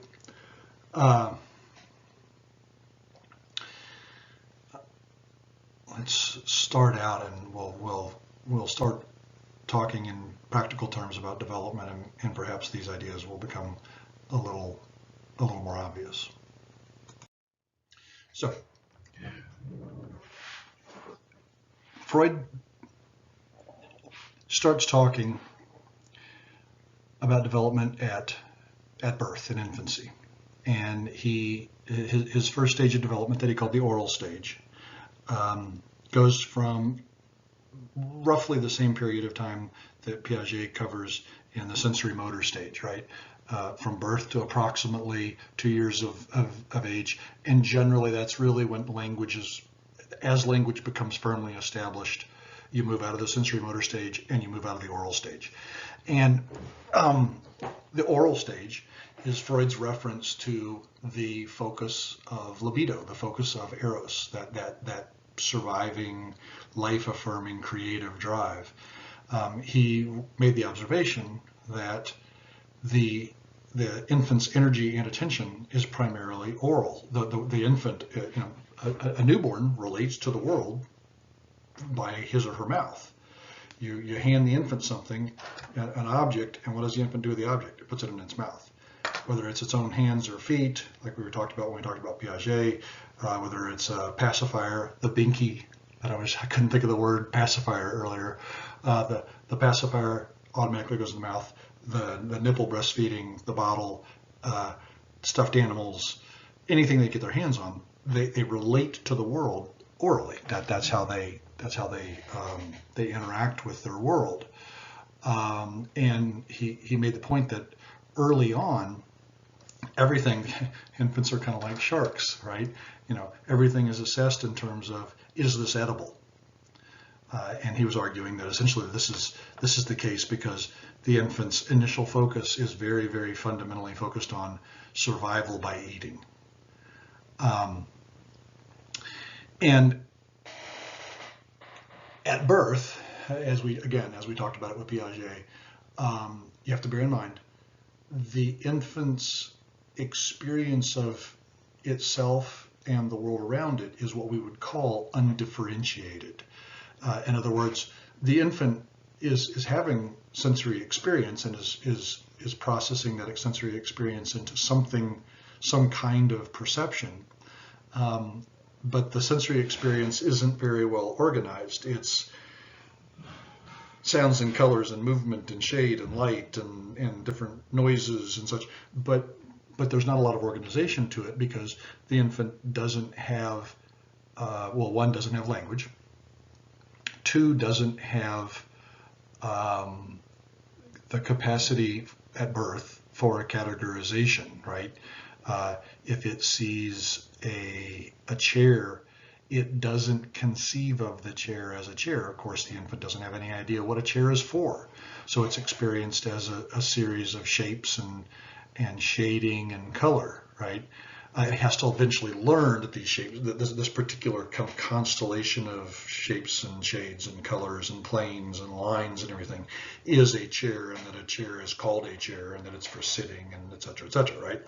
Early on, there's just all this input, right? And at first, it's not well differentiated. It's not organized. So that's the one thing to be aware of when we're talking oral stage stuff. In terms of the kind of the internal subjective experience of the infant. The other thing to bear in mind is that the infant and the stage is what Freud called id dominant. In the word id, I don't remember whether we've covered this so far this semester. The id is the translation of the word that he used in German, because he wrote all this stuff in German. He was German, he was Austrian. The word that he used for describing what is kind of the animalistic, deep down part of the personality, he called the it. And he was basically making a reference to the fact that we all have this fundamental animal instinct that drives us, that is the source of our psychological energy. It's the aspect of our psyche that experiences or from which urges come.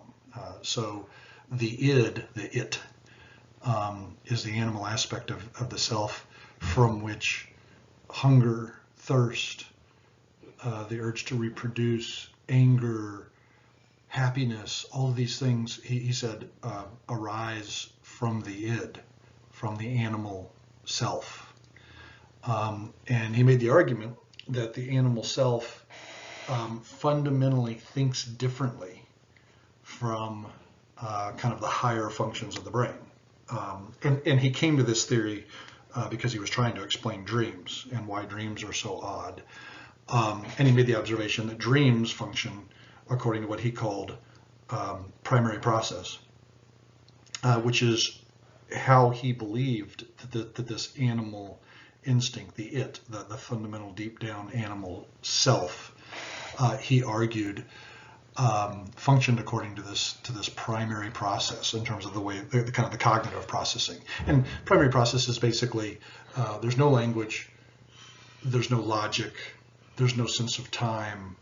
It's essentially just animal instinct, urge, and a kind of preoccupation with bodily experience, right? So the id, the animal instinct, is very focused on, do I feel good or do I feel bad? And of course, we're putting words to it, but there's no words in this part of the way the brain functions. But they're deep down. If you think about it, back when we talked about basic brain anatomy, when you get down into the interior of the brain, to the more primitive parts of the brain, this is really what he was talking about. He was talking about the way the limbic system and the brain stem and such, they are kind of the source of the functioning. They're the energy out of which all of the urges that drive the rest of the brain arise, according to Freud, and it's a reasonably coherent argument. So what he's getting at is that this deep down way that our brains function isn't language based. It's not logical. It doesn't have any reference to time or anything like that. It just wants what it wants when it wants it. And if you think about it, that's exactly how an infant functions, right? At first, the infant is just animalistic. It just wants what it wants when it wants it. If it's hungry, it's going to raise Cain. Well, first it'll whimper and kind of get restless and everything. And if you don't figure out what the infant wants and address it, that agitation is going to grow and become more and more and more intense until the baby is screaming and crying and red-faced and everything else and making everybody around it miserable. The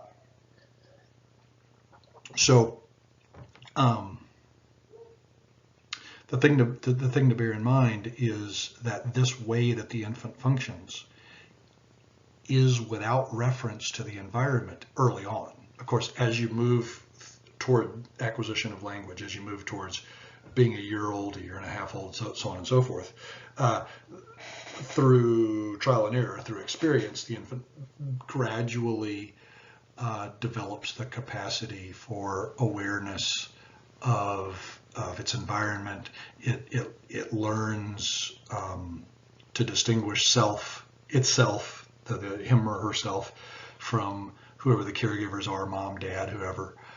So it learns kind of where it ends and the rest of the world begins. It learns, the basic people that are around it. Attachment develops, as we talked about earlier in the lecture.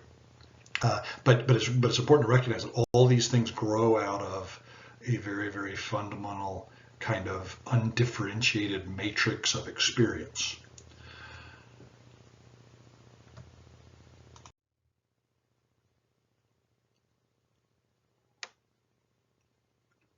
In the course of this growing awareness of self and other, individual interactions, capacity for attachment, so on and so forth, these things develop essentially as the infant begins to recognize that it has some degree of what we would call agency, some degree of capacity to influence its environment. So what I'm talking about here is, the infant gets hungry or gets wet or is tired or wants to be comforted or cuddled or whatever. And so it has that, it whimpers and it expresses displeasure in kind of an instinctual way, eventually crying, perhaps very loudly, if you don't deal with whatever the thing is that's driving the distress. And if you have fairly decent parents who are reasonably attentive, what the infant learns fairly quickly is when of course, I'm putting words to something and there are no words initially for the infant. But the infant begins to piece together the experience of making certain noises and movements and expression, emotional expression, and having its needs addressed, having its needs accounted for. And that development of a reliable experience of being able to affect its environment, of get its needs met, does a couple of things. The first thing it does is it begins to establish what Freud called ego function. And ego is a translation of the word that he used in German, which was the I, capital I. And essentially what he was getting at there is you begin to get it, the infant begins to acquire a sense of him or herself as an individual, possessing the capacity to influence his or her environment. And so the ego is the part of the personality that develops as you move through the oral stage. It's essentially the brain function that develops out of learning that I can affect my environment. If I do X, Y happens, and it does so reliably. And Freud argued, he made the point early on in the oral stage, kind of that animalistic self that the infant is, the id that the infant is, which was entirely pleasure focused, or avoidance of pain, without regard to any consequence. I just want what I want when I want it. That pleasure principle gradually shifts and becomes what he calls a reality principle. And when you start to see the reality principle, what you're seeing is the growth of the ego. And the ego is essentially the part of the personality that develops once you have a sense of being able to reliably affect your environment, and you can do things to help shape whether or not you receive pleasure and avoid pain, right? So the reality principle is still about, I want to feel good, I don't want to feel bad, but it's not just this instinctual preoccupation to the exclusion of everything else on, I want what I want when I want it. The ego begins to develop when the infant realizes, I may want what I want when I want it, but if I act that way, I'm not going to get my needs met ideally. And of course, this learning takes place. Really, you're still doing this. You're still learning, and your ego is still developing this capacity for getting your needs met in a way that reliably minimizes your suffering and maximizes your pleasure in life. Maximizes you getting your needs met. That's what Freud called the reality principle, and essentially that is what the ego, what he called the ego, are essentially the cognitive functions, the higher brain functions that analyze, anticipate consequences, organize the world around you into recognizable categories: mommy, daddy, brother, sister, juice, binky, blanket, teddy bear, dolly, these kinds of things.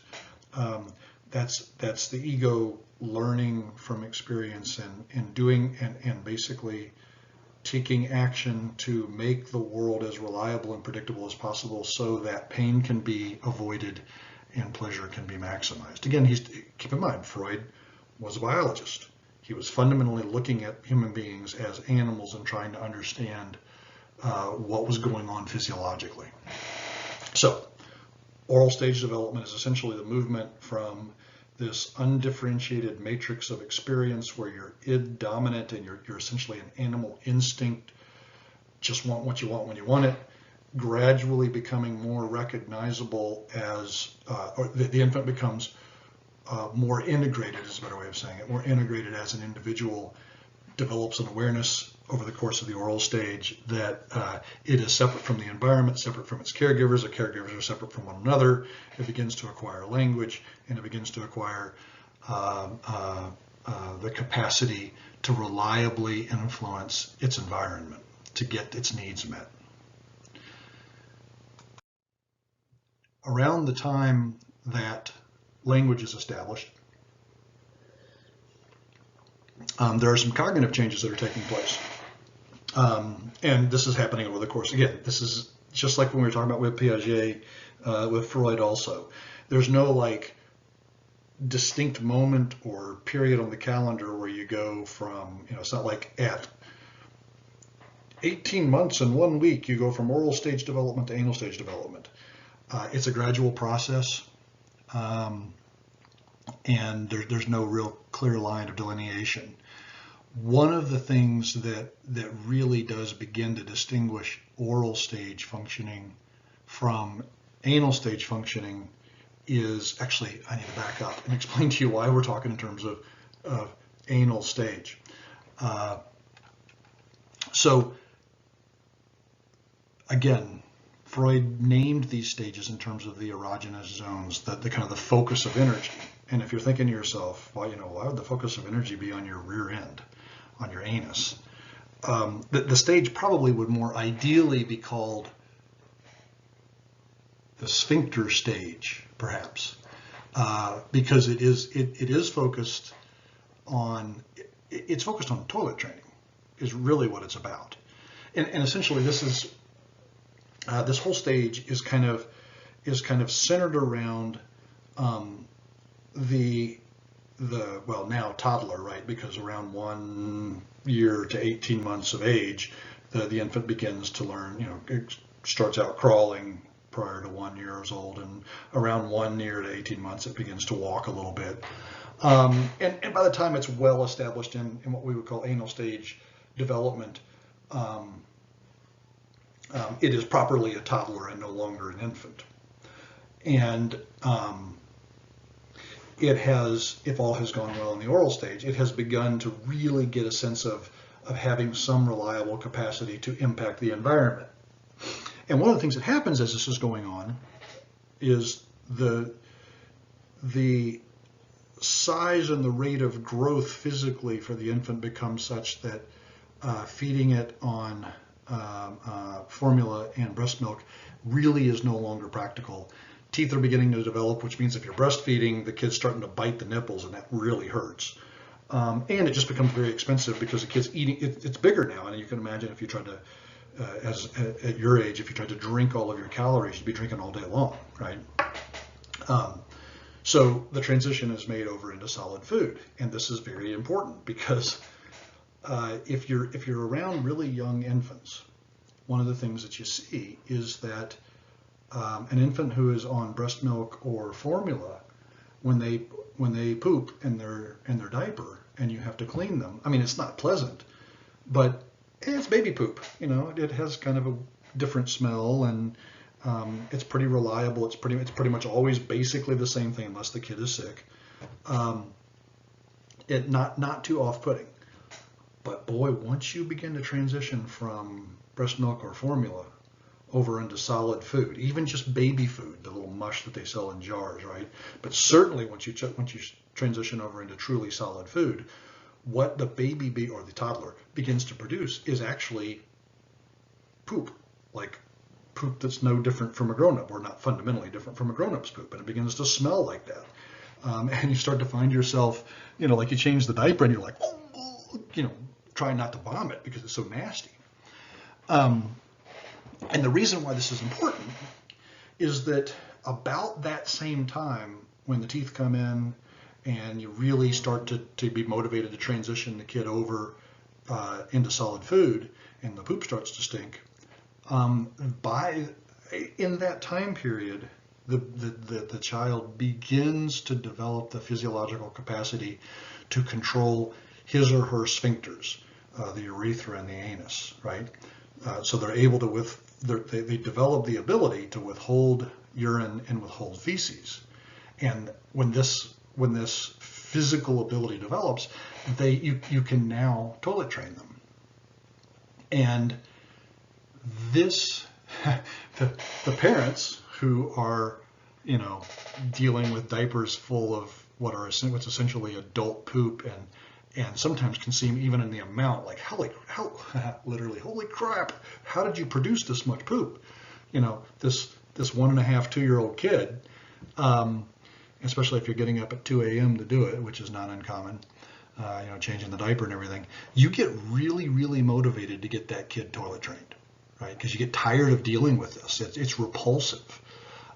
So the parent becomes very, very emotionally invested in getting the kid to poop and pee in the toilet, especially poop in the toilet. And that's one of the reasons why he was more focused on it being anal stage than urethral stage, than urine focused. Because the motivation is we want this child defecating in the toilet so we don't have to deal with this anymore. The parents, I hope at this point, my explanation gives you a flavor for why the parents are so motivated for this. It becomes a big deal to the kid because the kid, for the first time in his or her life, the kid has never had the experience of, they can't make me. right? Up until this point, if the parent didn't want the kid doing something, the parent just picked the kid up or took the thing away from them or whatever, right? It's a baby, an infant, or a crawling or just now walking toddler. Very, very easy to control that child, right? If you don't like where they're going, you pick them up and you move them. If you don't like where they're grabbing something, you just pick that thing up and move it out of their reach. Toilet training becomes the child's first experience of being in a situation where mom and dad, caregivers, truly can't make them do something. And that's it. It takes kind of stepping back and thinking in terms of how important that experience would be as the first time you've ever gotten that sense of control. And so you've kind of laid the groundwork for what can potentially turn into the terrible twos, right? Probably most of you have heard of the term the terrible twos. The terrible twos are when the kid begins to get this sense of there are some things that they can't make me do. There are some things that primarily initially centered around toilet training that you can't make me really is true. And so they begin to kind of test out, where does that begin and end? How much can I kind of maintain control over my environment and my body and so on and so forth, right? So that's why he called it the anal stage. One of the other things that you want to be aware of with this stage is that the relationship perspective for the infant, because you remember back in the oral stage, early on in the oral stage, the infant's experience was undifferentiated, right? Early on, it didn't even know that it existed as an individual. It didn't differentiate self from other. It had to learn that, right? And over the course of oral stage development, it begins to recognize self, other, this sort of thing. Anal stage development really becomes firmly established when that differentiation of self and other and really kind of categorizing caregivers, mommy, daddy, that kind of thing, really becomes very, very well established and is now almost second nature to the child. And when that happens, we talk about the relationship capacity for the child at that point in development as dyadic. And essentially what we're referring to there is they have the capacity for a one-to-one relationship. Two people, dyad, two people in the relationship, one-to-one. And one of the things to bear in mind during this stage is they're still working out all that object permanent stuff, right? So when they're dealing with mommy, daddy, even if he's in the room, is out of sight, out of mind. Like they're not even aware of him. It's just mommy. And then daddy says something and their attention focuses over to daddy. Now mommy's out of mind. They don't have the cognitive skills yet in anal stage development to hold two individuals concurrently in mind at the same time. So we talk about their relationship capacity at this point as just as dyadic. Once they develop the capacity they're dealing with mom, but there's still an awareness of dad over here. We call that triadic relationship. And that extra dimension, that extra cognitive ability introduces all sorts of complexity, which we're going to talk about in the next stage. I'll make sure there's what else I wanted to talk to you about in terms of the second stage of Freudian development. Just the recognition that that the parental approach to, I'm going to talk about it in terms of toilet training, but it's about everything, right? In this period of development, from approximately 2 years old to approximately 4 years old, how the parent negotiates the child's efforts to be independent and to exert some control over themselves and their environment, the terrible two stuff, right?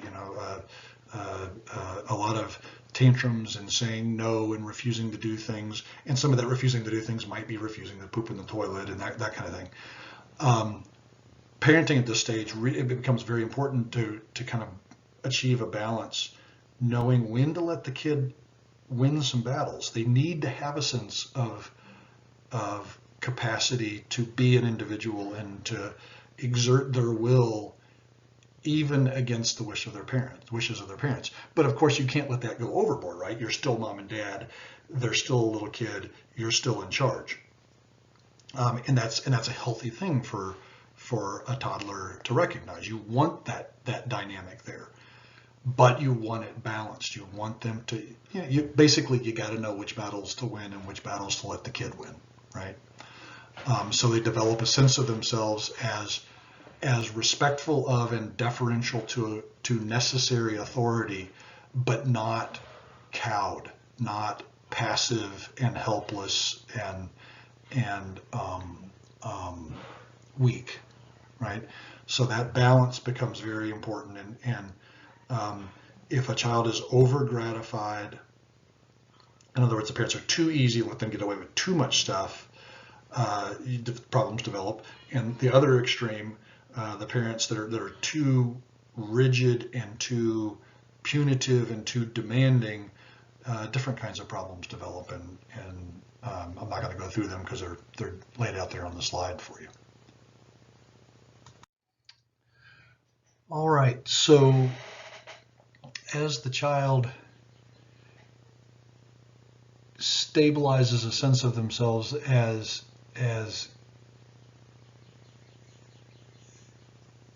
capable of affecting his or her environment, of having some degree of agency, of capacity to influence their world, and that becomes more firmly established, and they become very comfortable in that dyadic relationship that I was talking to you about a few minutes ago.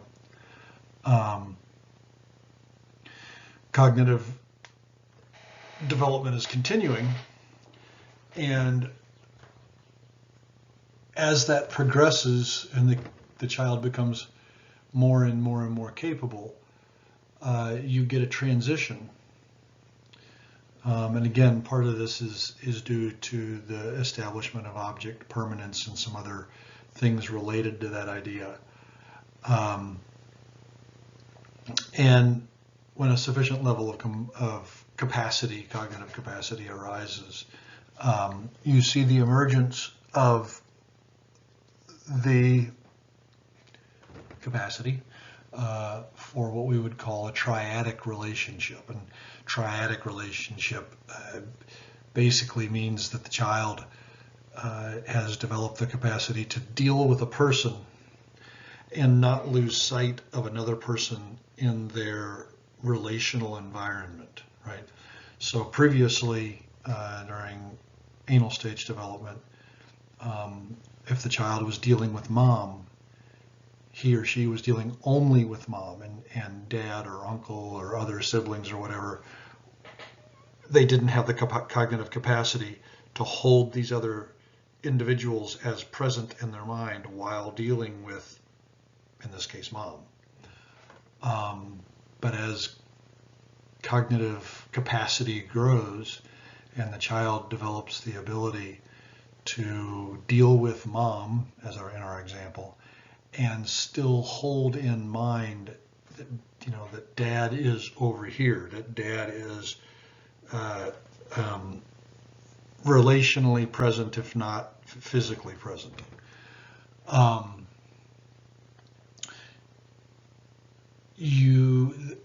Moving from a dyad to a triad introduces triangles, right?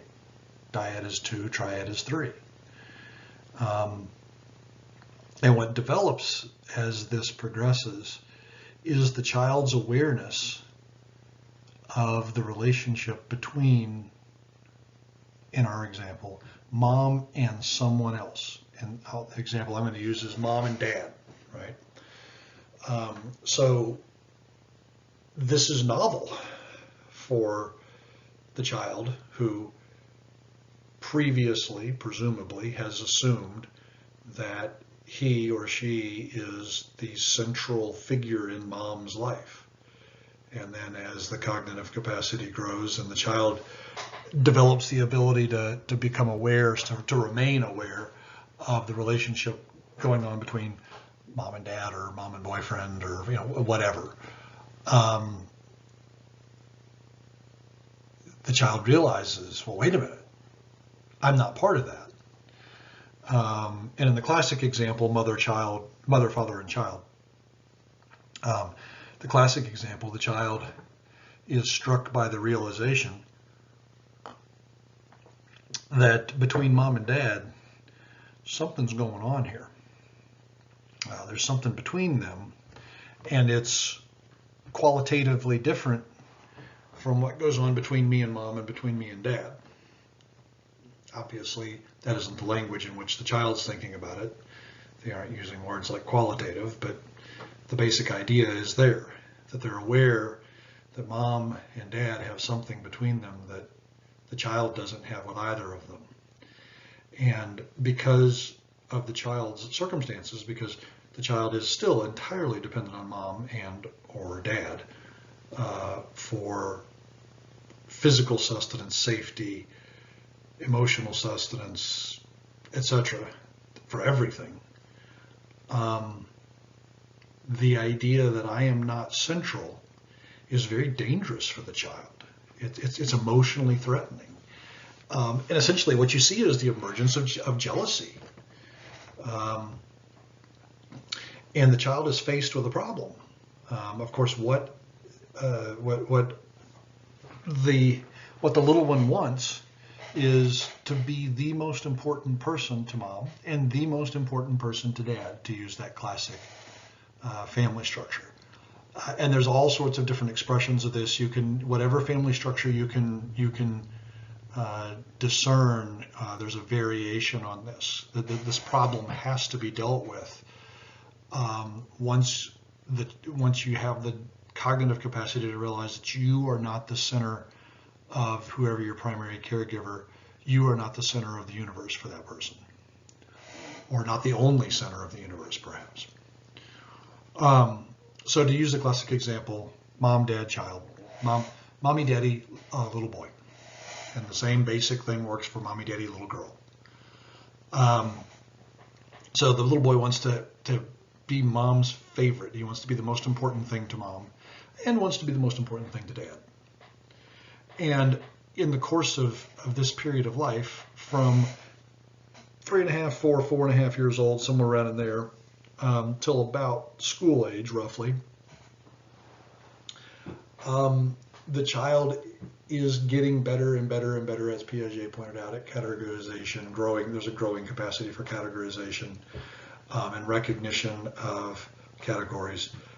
And one of the things that you see emerging at this point is that the child becomes very occupied by the practical reality of his sex, of his gender. And you see emerging evidence of it being, of the fact that he is a boy being very important to him. And part of the reason for this is that he's faced with a problem. He wants mom all to himself. He wants to be mom's, to use the psychobabble language, he wants to be mom's primary love object of love. He wants to be dad's primary object of love. He wants to be central. And of course, in a healthy family, that isn't the case, right? That the child is not the center of all of the love in the house. It's a component of it, or it's a recipient of it, but not the only recipient. And the child doesn't quite know what to do with this. And so what ends up happening in most cases, in the classic case, is actually a fairly elegant solution. The child takes an assessment of the situation and realizes that, we're talking about a 4.5, 5-year-old boy in this case.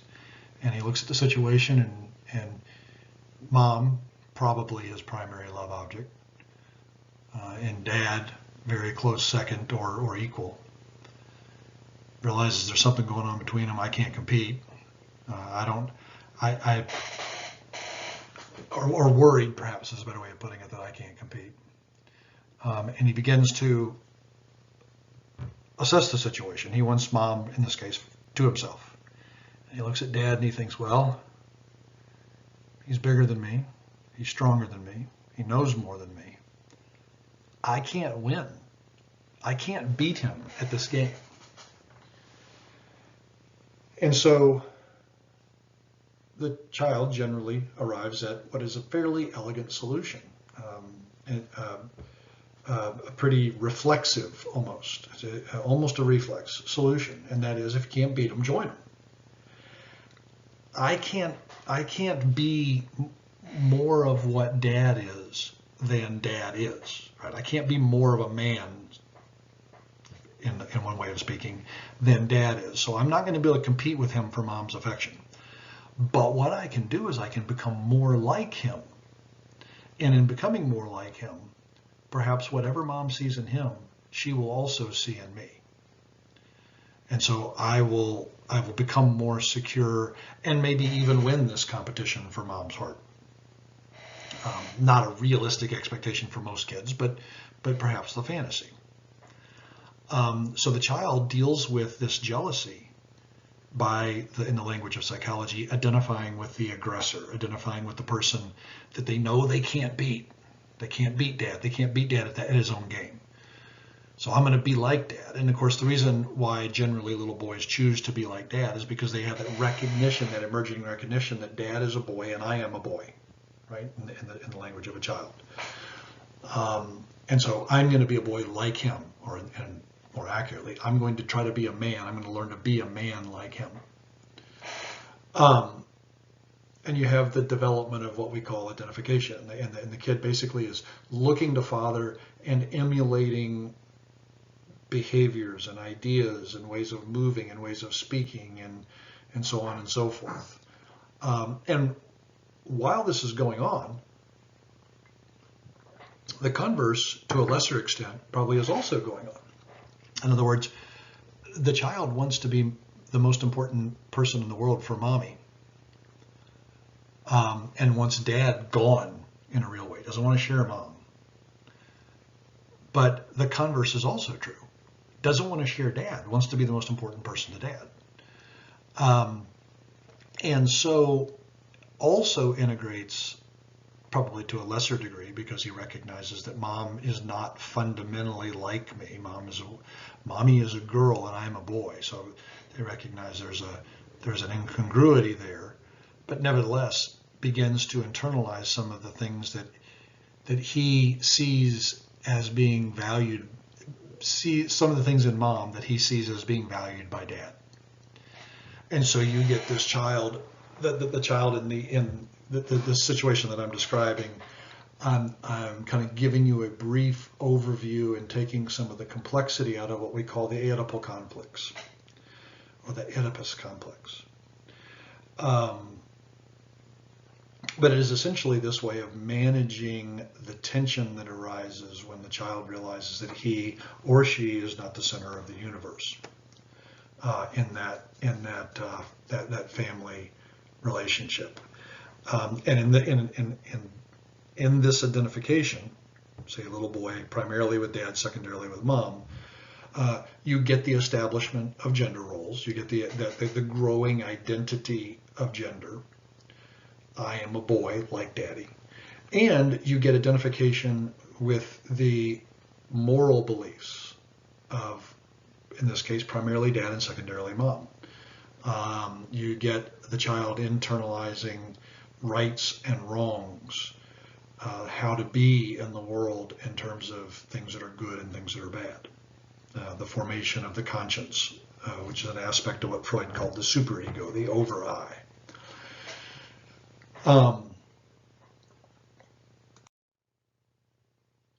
And here I'm just giving you some background on the Oedipus complex based on the myth of Oedipus.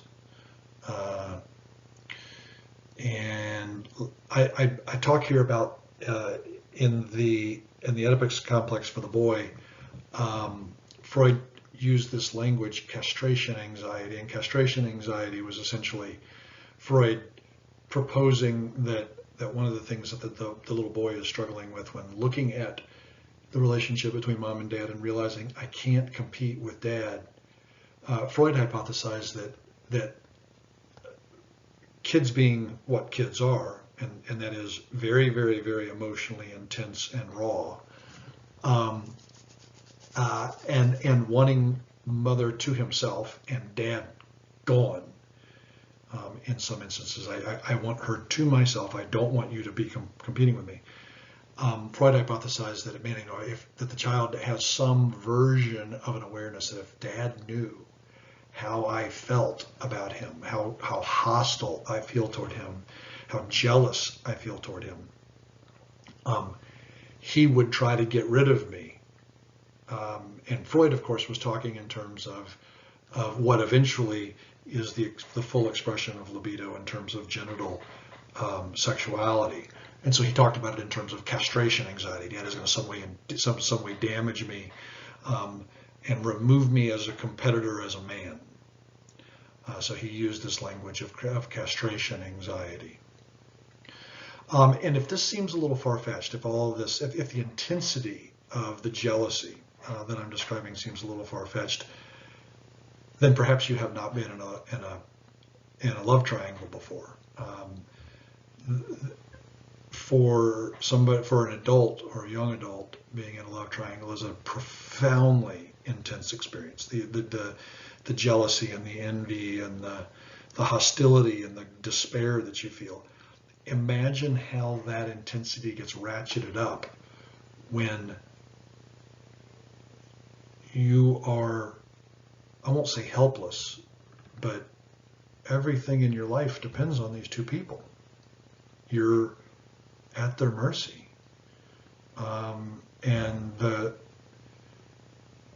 As an adult, you get in a love triangle, and if you lose this person that you're interested in, you've lost something important, but you haven't lost everything.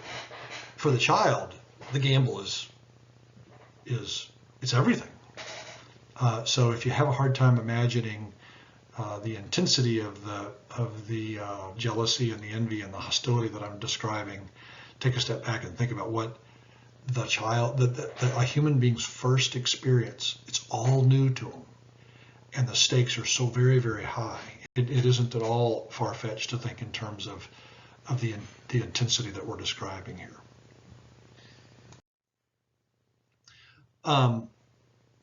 So in the Oedipus complex for the little boy, realizes I can't compete with dad to secure my mother's love, so can't beat him, join him. I'm going to be like my dad, and in being like my dad, perhaps mom, some of what my mother finds attractive in my father or is drawn to in my father, she will be drawn to in me. And then of course the converse of that in reverse, that I'm identifying somewhat with mom, although to a lesser degree because she's female and I'm male. And in being somewhat like mom, maybe dad will like in me what he likes in her, right? For the female, for the little girl, basically the same story in reverse. She solves the problem in much the same way. She looks at mom and says, okay, mommy's a girl like I am, and while I can't compete with her for dad's affection, perhaps I can be more like her, and in so being more like her, secure more of dad's affection and be more secure with dad.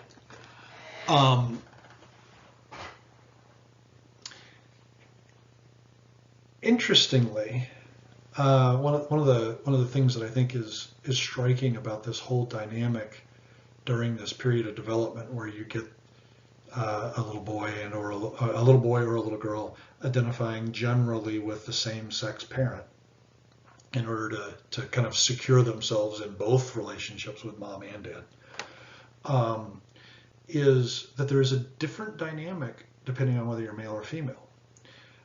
If you're a little girl, this dynamic of identifying with mom and in so doing becoming closer and more intimate with her because I'm becoming more like her, and increasing my security with dad because I'm becoming more like that person that he's devoted to in mom. And if I'm that little girl, I am identifying with what is most likely my first and primary love object, my mother. I'm becoming like the person that my first love. On the converse of that, the little boy, in order to become a boy, so a little girl, in order to become a woman, becomes like her first love, mommy. The little boy, in order to become a man, in order to become a boy, to become male in a gender sense, relinquishes his first love and identifies with dad.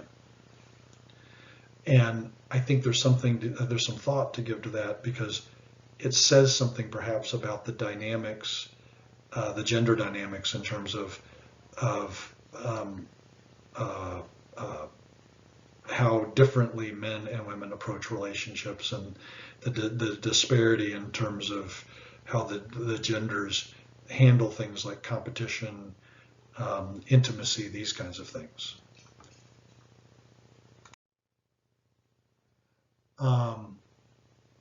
I'm not going to speak a whole lot about problems and resolution, because they're fairly straightforward and fairly commonsensical.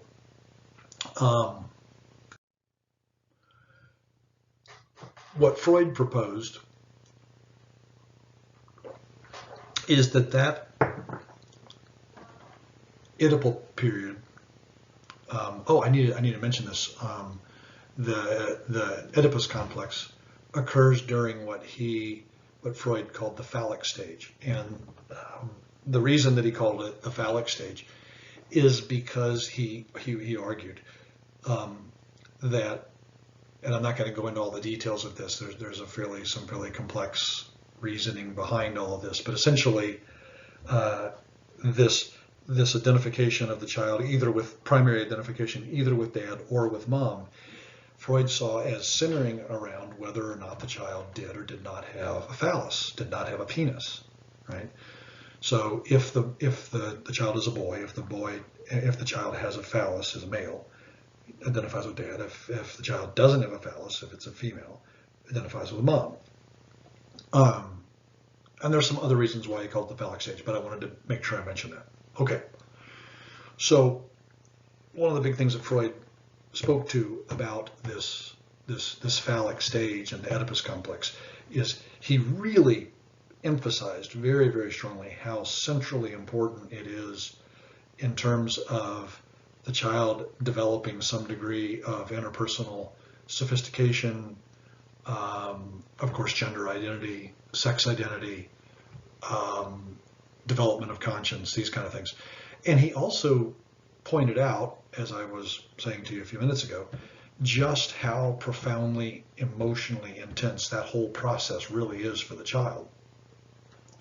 And he hypothesized that once that conflict is largely resolved and the identification is secure, the identification in our little example that I was using, identification of the little boy with dad, little girl with mom, he hypothesized then that almost as if the child was taking an emotional break, and libido, which has been driving all of this, has been expressed orally, in feeding and such during the first stage of development, been expressed through the sphincters in terms of toileting, and issues related to control and strength of will during the second stage of development, the anal stage of development, and then being centered around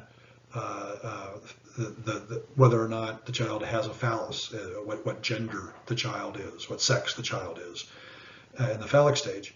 And so libido, eros, is being kind of directed through the mouth, the urethra, or the sphincters, the urethra and the anus, and then the phallus, are you not male? Are you male or female? And then he said that you get to you kind of emerge from that, and it's a relief, because okay, I've kind of, to one degree or another, I've managed this, or at least I've gotten it settled down a bit. And he believed that what you then saw, and you do see this in kids, is that there doesn't really appear to be an erogenous zone. The libido does not appear to be centered on any part of the body, and in fact is what Freud called sublimated into what you see kids becoming heavily involved in during school age, primary school age, learning relationships, sports. They're kind of mastering that public life, learning to be around their friends and being to some degree apart from their family more and more. Consolidating some of these really fundamental cognitive accomplishments that you see taking place over the first 6 or 7 years of life. And he didn't really say a whole lot about this period of what he called latency, this school age period prior to puberty, instead focusing on what follows. And he didn't really say a whole lot about what happens after the onset of puberty, with the flood, the hormonal change that takes place with puberty, the tremendous cognitive change that follows as the brain begins to really more fully mature, capacity for abstract thought develops, social interactions become much more subtle and much more sophisticated. You get flirting and things like this. You get a whole lot more sophisticated and intense jockeying for dominance or competence among your peers. Classes obviously become more difficult as they move into the realm of abstract thought, this kind of thing. And for Freud, this is kind of where he stopped hypothesizing about development as a progression. I don't think he fundamentally disagreed with Erikson, but he was largely trying to explain human beings in terms of animal development, in terms of biological development. And so he saw the onset and then the resolution of puberty, the full emergence of adult sexuality, capacity for reproduction, capacity for abstract thought, as kind of like, okay, you change after this, but this is where you really kind of finally reach the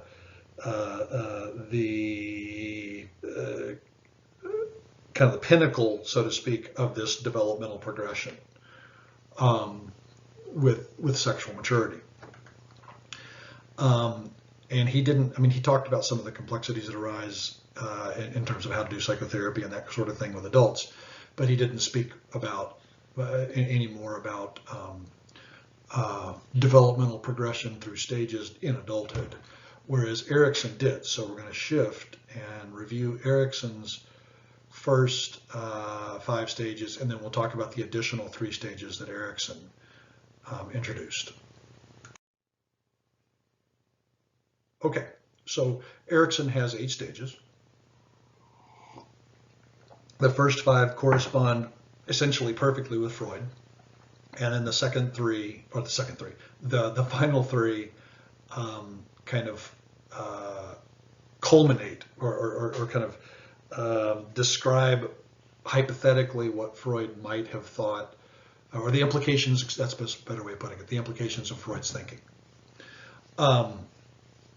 And so the way that Erikson was laying this out was that he saw, this is not fundamentally different from the way Freud was thinking about it, other than the fact that Erikson focused more on the interpersonal nature of development, whereas Freud was more focused on the biological nature of development. Erikson saw each stage as essentially there's a task or a problem that the person has to resolve. That there's a tension, there's a conflict or a tension between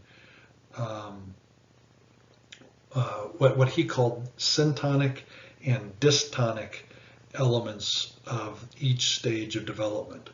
And so when we talk about Ericksonian developmental theory, we talk in terms of this syntonic and dystonic element, something versus something.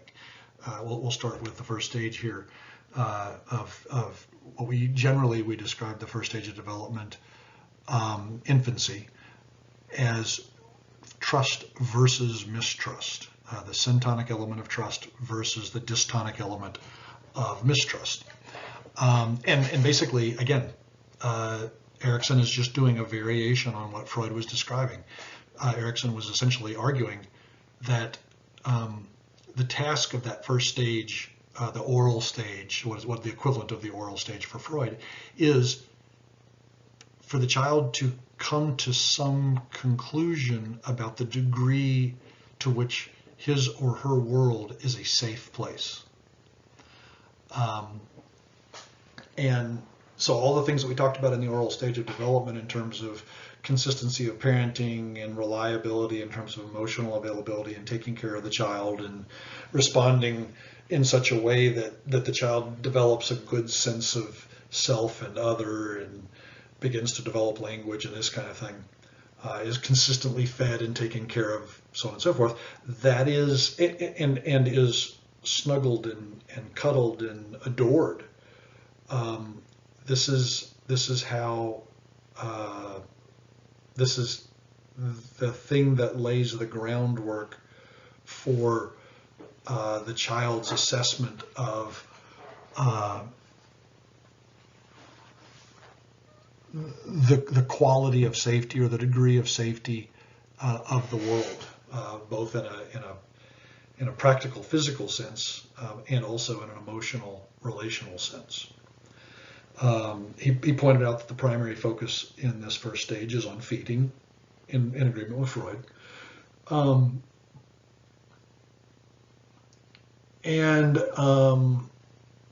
feel like there's something else I wanted to point out too. Yeah, the other thing I want to make sure I mention to you is this. Sometimes you hear Ericksonian developmental theory described incorrectly as they have to choose either the syntonic or dystonic element of the stage, that they either trust the world or don't trust the world. And that isn't actually accurate. What's happening in each of these stages, to use the first stage as an example, is the child has to come to some sense of to what degree is the world trustworthy? To what degree is it not trustworthy?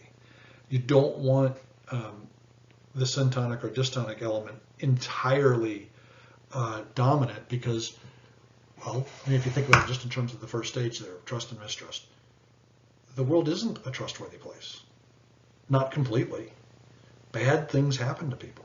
Conversely, the world is not an entirely mistrustworthy place, right? That you can rely on some things in the world. You can rely on people to some degree. So it's this matter of finding a balance. Each of these stages is about finding a balance between the syntonic and dystonic elements in order for healthy, emotional, psychological, relational development to occur.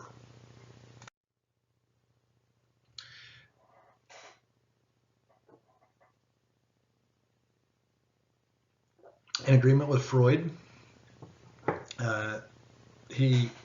Erikson would have seen toilet training in essentially complete agreement with Freud. He elaborated a little bit about, so he saw it onsetting approximately with the advent, or the firm establishment of language. Recognized that the child now has the capacity for dyadic relationship, has a good sense of self, other, can make distinctions between the caregivers, that sort of thing, and is focused through the experience of toilet training and other conflict with mom and dad about control, is focused on the question of, is it okay to be me? Is it okay for me to be who I choose to be? In a very kind of fundamental and elemental way. In this stage, which Erikson called autonomy and shame and doubt, what the child is figuring out is, am I allowed to be who I am? Am I allowed to kind of do my own thing and exert my will, or am I, or is that something that I'm going to be shamed for doing? Is it going to be something that's going to be that I'm going to run into considerable disapproval, and am I going to be disapproval, and am I going to be undermined? Am I going to be is doubt going to be sown presumably by the caregivers about the degree to which this is a good idea for me to do this, right? So he or she is focused on establishing a sense of competence, of ability to, in a very fundamental way, influence the world around them, make their own decisions, this sort of thing. As I said before, when we were talking about the Freudian thing, this is the whole terrible twos stage where the kid is pushing back against the demands of the parents, and a balance needs to be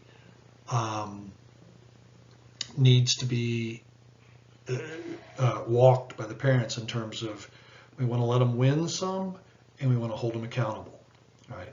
We want to make sure that we are requiring the child to control him or herself and to comply with our demands, which essentially represent the demands of society, because they have to learn to function in society. They have to learn to control their urges, to control their biology in a literal sense, urinating and defecating, so that they can make their way outside of this home into the world.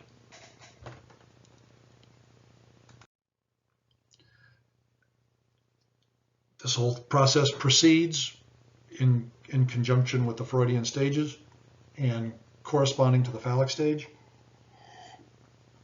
Erikson focused on the tension between initiative and guilt. And this is where he looks really at something that Freud didn't spend a whole lot of time talking about during the phallic stage.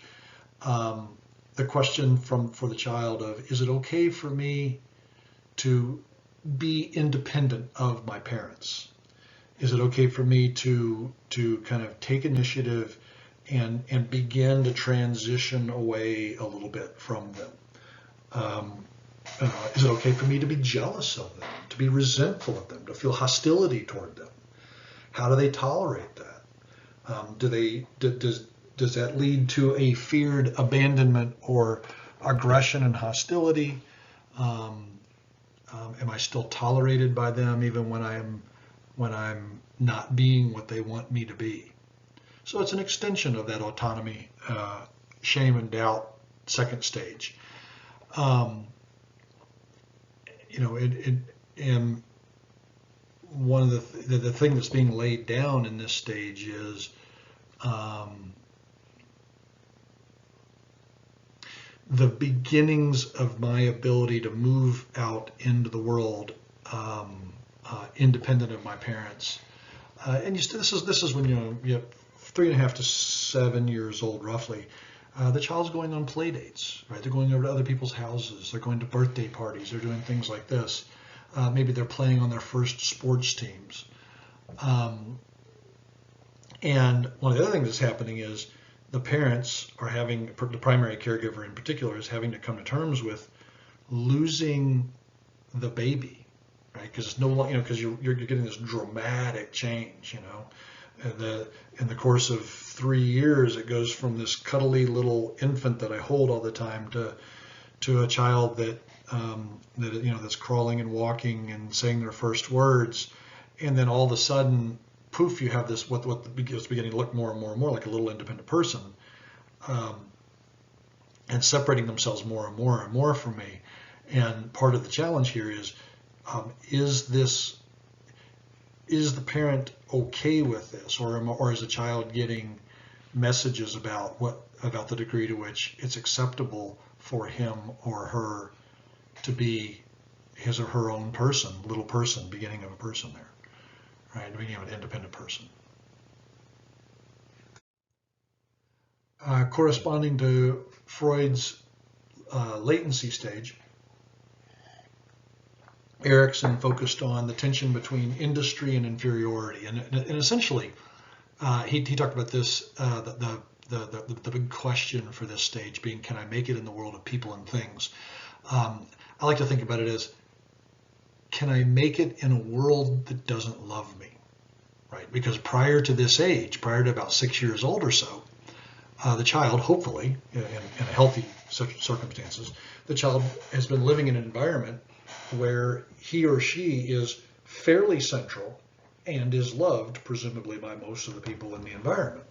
And then all of a sudden, for the preponderance of their day, once they're in first grade, and to a lesser extent even in kindergarten, they're in an environment where perhaps they're treated with affection, and the teacher is being somewhat more parental than certainly they will be when they're with later years in school. But the child is not in a situation where he or she is surrounded by people who love them. They're dealing with peers outside of the little friend group associated with the family. They're dealing with adults that are not related to them, the teachers and such. And they're being evaluated because they're now in school. Am I sufficiently competent to do the job in this environment? And if they do feel competent and capable, they become industrious. They enjoy the experience of doing work. And if they repeatedly fail and they are inadequate, they develop a sense of inferiority. And of course, this builds year after year after year, demanding more and more and more independence and self-discipline, independence in the sense of being separated from the family, and self-discipline in terms of accepting responsibility for personal responsibility for control of your behavior rather than being controlled by your parents. And then for Erikson, Freud's genital stage, for the final stage of development for Freud, where he's essentially saying, okay, now they're biologically they're essentially adults. They've gone through puberty. They're capable of reproduction. This is where my description of the biological process, the biological implications of, the psychological implications of the biological process of development. This is where I'm essentially stopping. Erikson just simply saw as a transition stage, like all the rest of them. And of course, we're talking here about adolescence, and Erikson thought about adolescence primarily in terms of the establishment of identity, making the point that the adolescent is immersed in tension arising from having to figure out, who am I, apart from my family? Who am I as an individual? And so you had this tension between, as Erikson put it, identity and role confusion.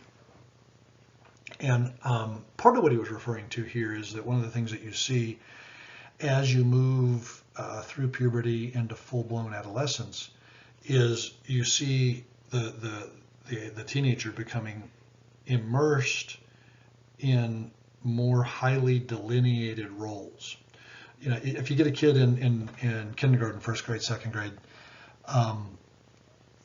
they are fairly similar, given variations in demand made on them. They're fairly similar. The first grader is basically the same kid at home that he is in school, that he is with grandma and grandpa, and there are some variations in this, but basically fairly similar. Thinks about himself or herself in a fairly similar way across contexts. By and large, fairly similar behavior is expected and demanded of them across contexts. But once you begin to move into adolescence, those demands change and change dramatically. You're the person you are as an adolescent with your peers becomes increasingly and eventually profoundly different than the person you are with your parents, than the person you are with your grandparents, than the person you are as a student in the classroom with your teachers. The person that you are if you're playing on an athletic field is different from how you are in the classroom, is different from how you are with your boyfriend or your girlfriend, is different from how you. So you have all of these different roles that are increasingly distinct from one another and have increasingly distinct and unique demands in terms of how to fulfill these roles.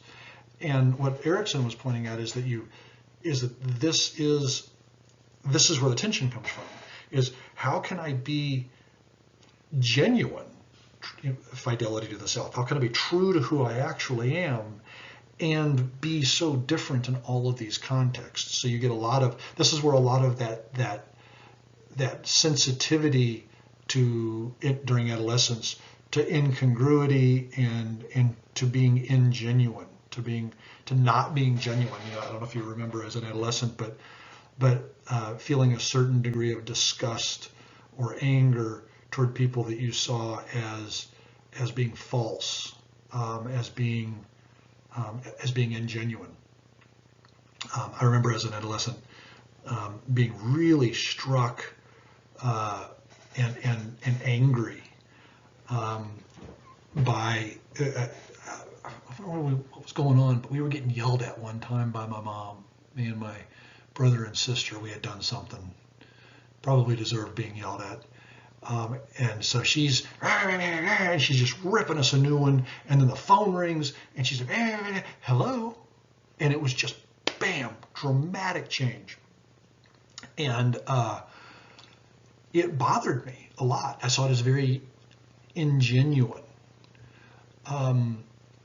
and I remember, as a lot of people in adolescence do, really struggling with that sense of feeling false. Because the old fake it till you make it, right? You have to act like how you imagine. This is, you see this in boys a lot. And I'm sure I'm a little less sensitive to it with girls because it's not a first person experience for me. But I do remember being, as a boy, you weren't a man, you knew you weren't a man, you wanted desperately to be a man, and so you were going to fake it and act like how you thought a man was supposed to act, but it felt really false and uncomfortable. And that really is what Erickson is getting at, is trying on all of these roles, trying to figure out how to be a real, genuine person while fulfilling all of these demands that you really haven't mastered yet. And he did a great job of talking about, that it's important to be able to try on different roles, to try on different ways of interacting, to experiment around a bit with how you're going to be in different situations. And this is kind of like I was talking about the anal stage development stuff with Freud, the autonomy versus shame and doubt, where Erickson is concerned, that second stage. Where you got the terrible twos and the kid is really pushing back and wanting to say no a lot and wanting to be his or her own little person at that stage. Well, what you see in adolescence, to whatever degree that wasn't resolved in the terrible twos, to whatever degree the kid wasn't able to figure out or wasn't perhaps content with the degree to which I get to be my own person, you see it reemerge in adolescence. And you get that again, it's almost like a second version of the terrible twos, right? They really start, probably in stages, pushing back against the restrictions and the constrictions established by their environment, by their parents, by their teachers, and so on and so forth.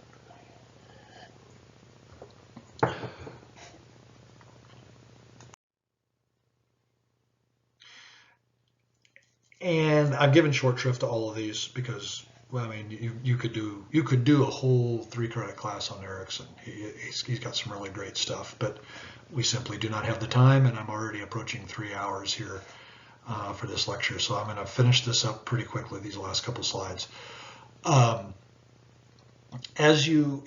Erickson hypothesized that as you move out of your adolescent years and you moved into your 20s, into what he characterized as young adulthood, he recognized that hopefully by this point you're becoming increasingly comfortable with the various roles that you play, with your identity in different contexts, and of course you're getting now into the stage in our culture in which we tend to pair off and find partners. And he said, that this is the task: learning to love, learning to make a personal, long-term commitment to another person, learning to put somebody else's welfare before anything else, learning to devote yourself to other people. Because until this point in your life, it's been largely, to one degree or another, all about you, right? Adolescent relationships, especially early on in adolescent relationships, are pretty selfish. And if that continues in young adulthood, you tend to have multiple failed relationships. And so part of what Erickson was pointing toward is, to what degree is the person learning to become selfless, to become devoted to the welfare of another in the relationships. And he essentially argued, and evidence suggests that he's right, that most of us, in order to be content, to be happy, need these relationships. That the reality is that most of us are not going to be okay alone. If you're thinking that you're the exception and that you can be happy alone, it's possible, but it's unlikely. And Erickson really was pointing toward this, that part of the basic psychological development is learning to be connected on an equal basis, not being, as a child, I mean, hopefully you love your parents and you love your brothers and sisters and family members and all that, but as a child, you are the loved one, and the relationship between a parent and a child is not equal, right? They're taking care of you, they're nurturing you. You might love them back, but they are the ones devoted to you. And this intimacy and isolation stage for Erickson is, can you become truly intimate with another person in the sense that I'm not just letting you love me, I'm not just benefiting from being loved, but I'm also loving you, I'm also taking care of you, I'm also devoting myself to you. Have you matured to a point where you can make that balance?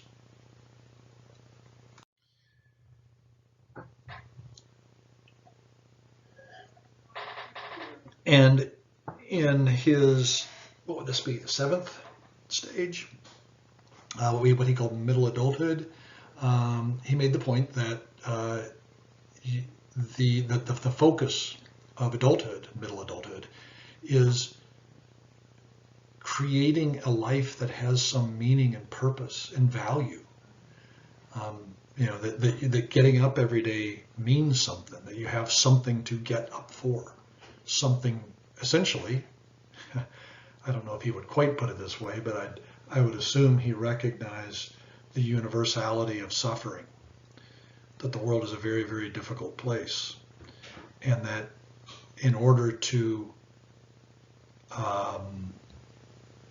be able to continue putting one foot in front of the other and get something of value out of life, one has to find purpose. One has to find meaning. In other words, you have to find something to live for. In Erickson's words, you're seeking generativity. Am I being productive? Am I making anything or producing anything that's going to matter? Or am I simply stagnating? Am I simply one foot in front of the other, living for myself? And essentially, you can think a lot of Erickson's stuff in terms of the syntonic and dystonic elements. Am I living just for myself, or am I also living for other people? That becomes increasingly the case as you move through the adult stages. So in practical terms, what the middle adulthood is about is creating a family, creating a household, finding employment that matters at the end of the day. That you're not just doing something for yourself, you're doing something that creates value in the world around you.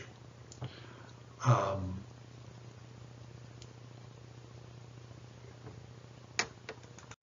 I'm going to wrap this up with this last slide because we're over 3 hours, and I was trying to keep. This is better than 5. It was going to be 2 full class periods, so 3 hours is good. If you're still with me. So moving gradually from middle adulthood family, career, children, this kind of thing. You're raising your kids. Um, Transitioning into what Erickson called late adulthood or old age. He made the point that you transition from questions of purpose and meaning in your life to kind of a retrospective assessment. Have I been of value? Has my life mattered at all? Does life matter at all? Right? What you see a lot in old age, and he hypothesized is kind of the task, is this retrospective consideration of the mistakes that you made, the accomplishments that you had, paths taken and not taken, people that you lost,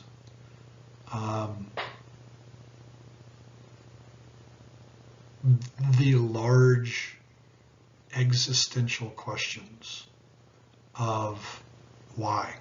Why was I here? What purpose did I serve? Was it all worth it? Because by the time you get to old age, boy, you've been through your share of suffering. You've been beat up by the world, so in some cases quite considerably. Has it all been worth it? Did it have any purpose? And if the answer is yes, if you can look back over the course of your life and you see some point to it all, and you see some common thread running through your whole life, and the growth of something, and the positive change in things, and the contribution to the world around you and the people around you, you develop a sense of peace, perhaps even of some wisdom. If, on the other hand, you're starting at the very beginning in the trust versus mistrust stage, but certainly adolescence and figuring out, can I be true to myself? And then young adulthood, if you weren't able to find the capacity to devote yourself to other people and love somebody else, not just take love, but really give love. If you don't figure out something in middle adulthood to devote yourself to, something about some way to create value and meaning and purpose in the world, then what you arrive at old age, then where you arrive in old age is in a state of despair because of regrets and a sense of lost opportunity, a sense of failure. So I'm saying all this to you. I'm kind of putting this angle on it because unfortunately I see this every day. I see a lot of my patients are elderly people, and a certain subset of them are divorced, estranged from their adult children. Often, if they're estranged from their adult children, they don't have any contact with their grandchildren. Spouses wants nothing to do with them.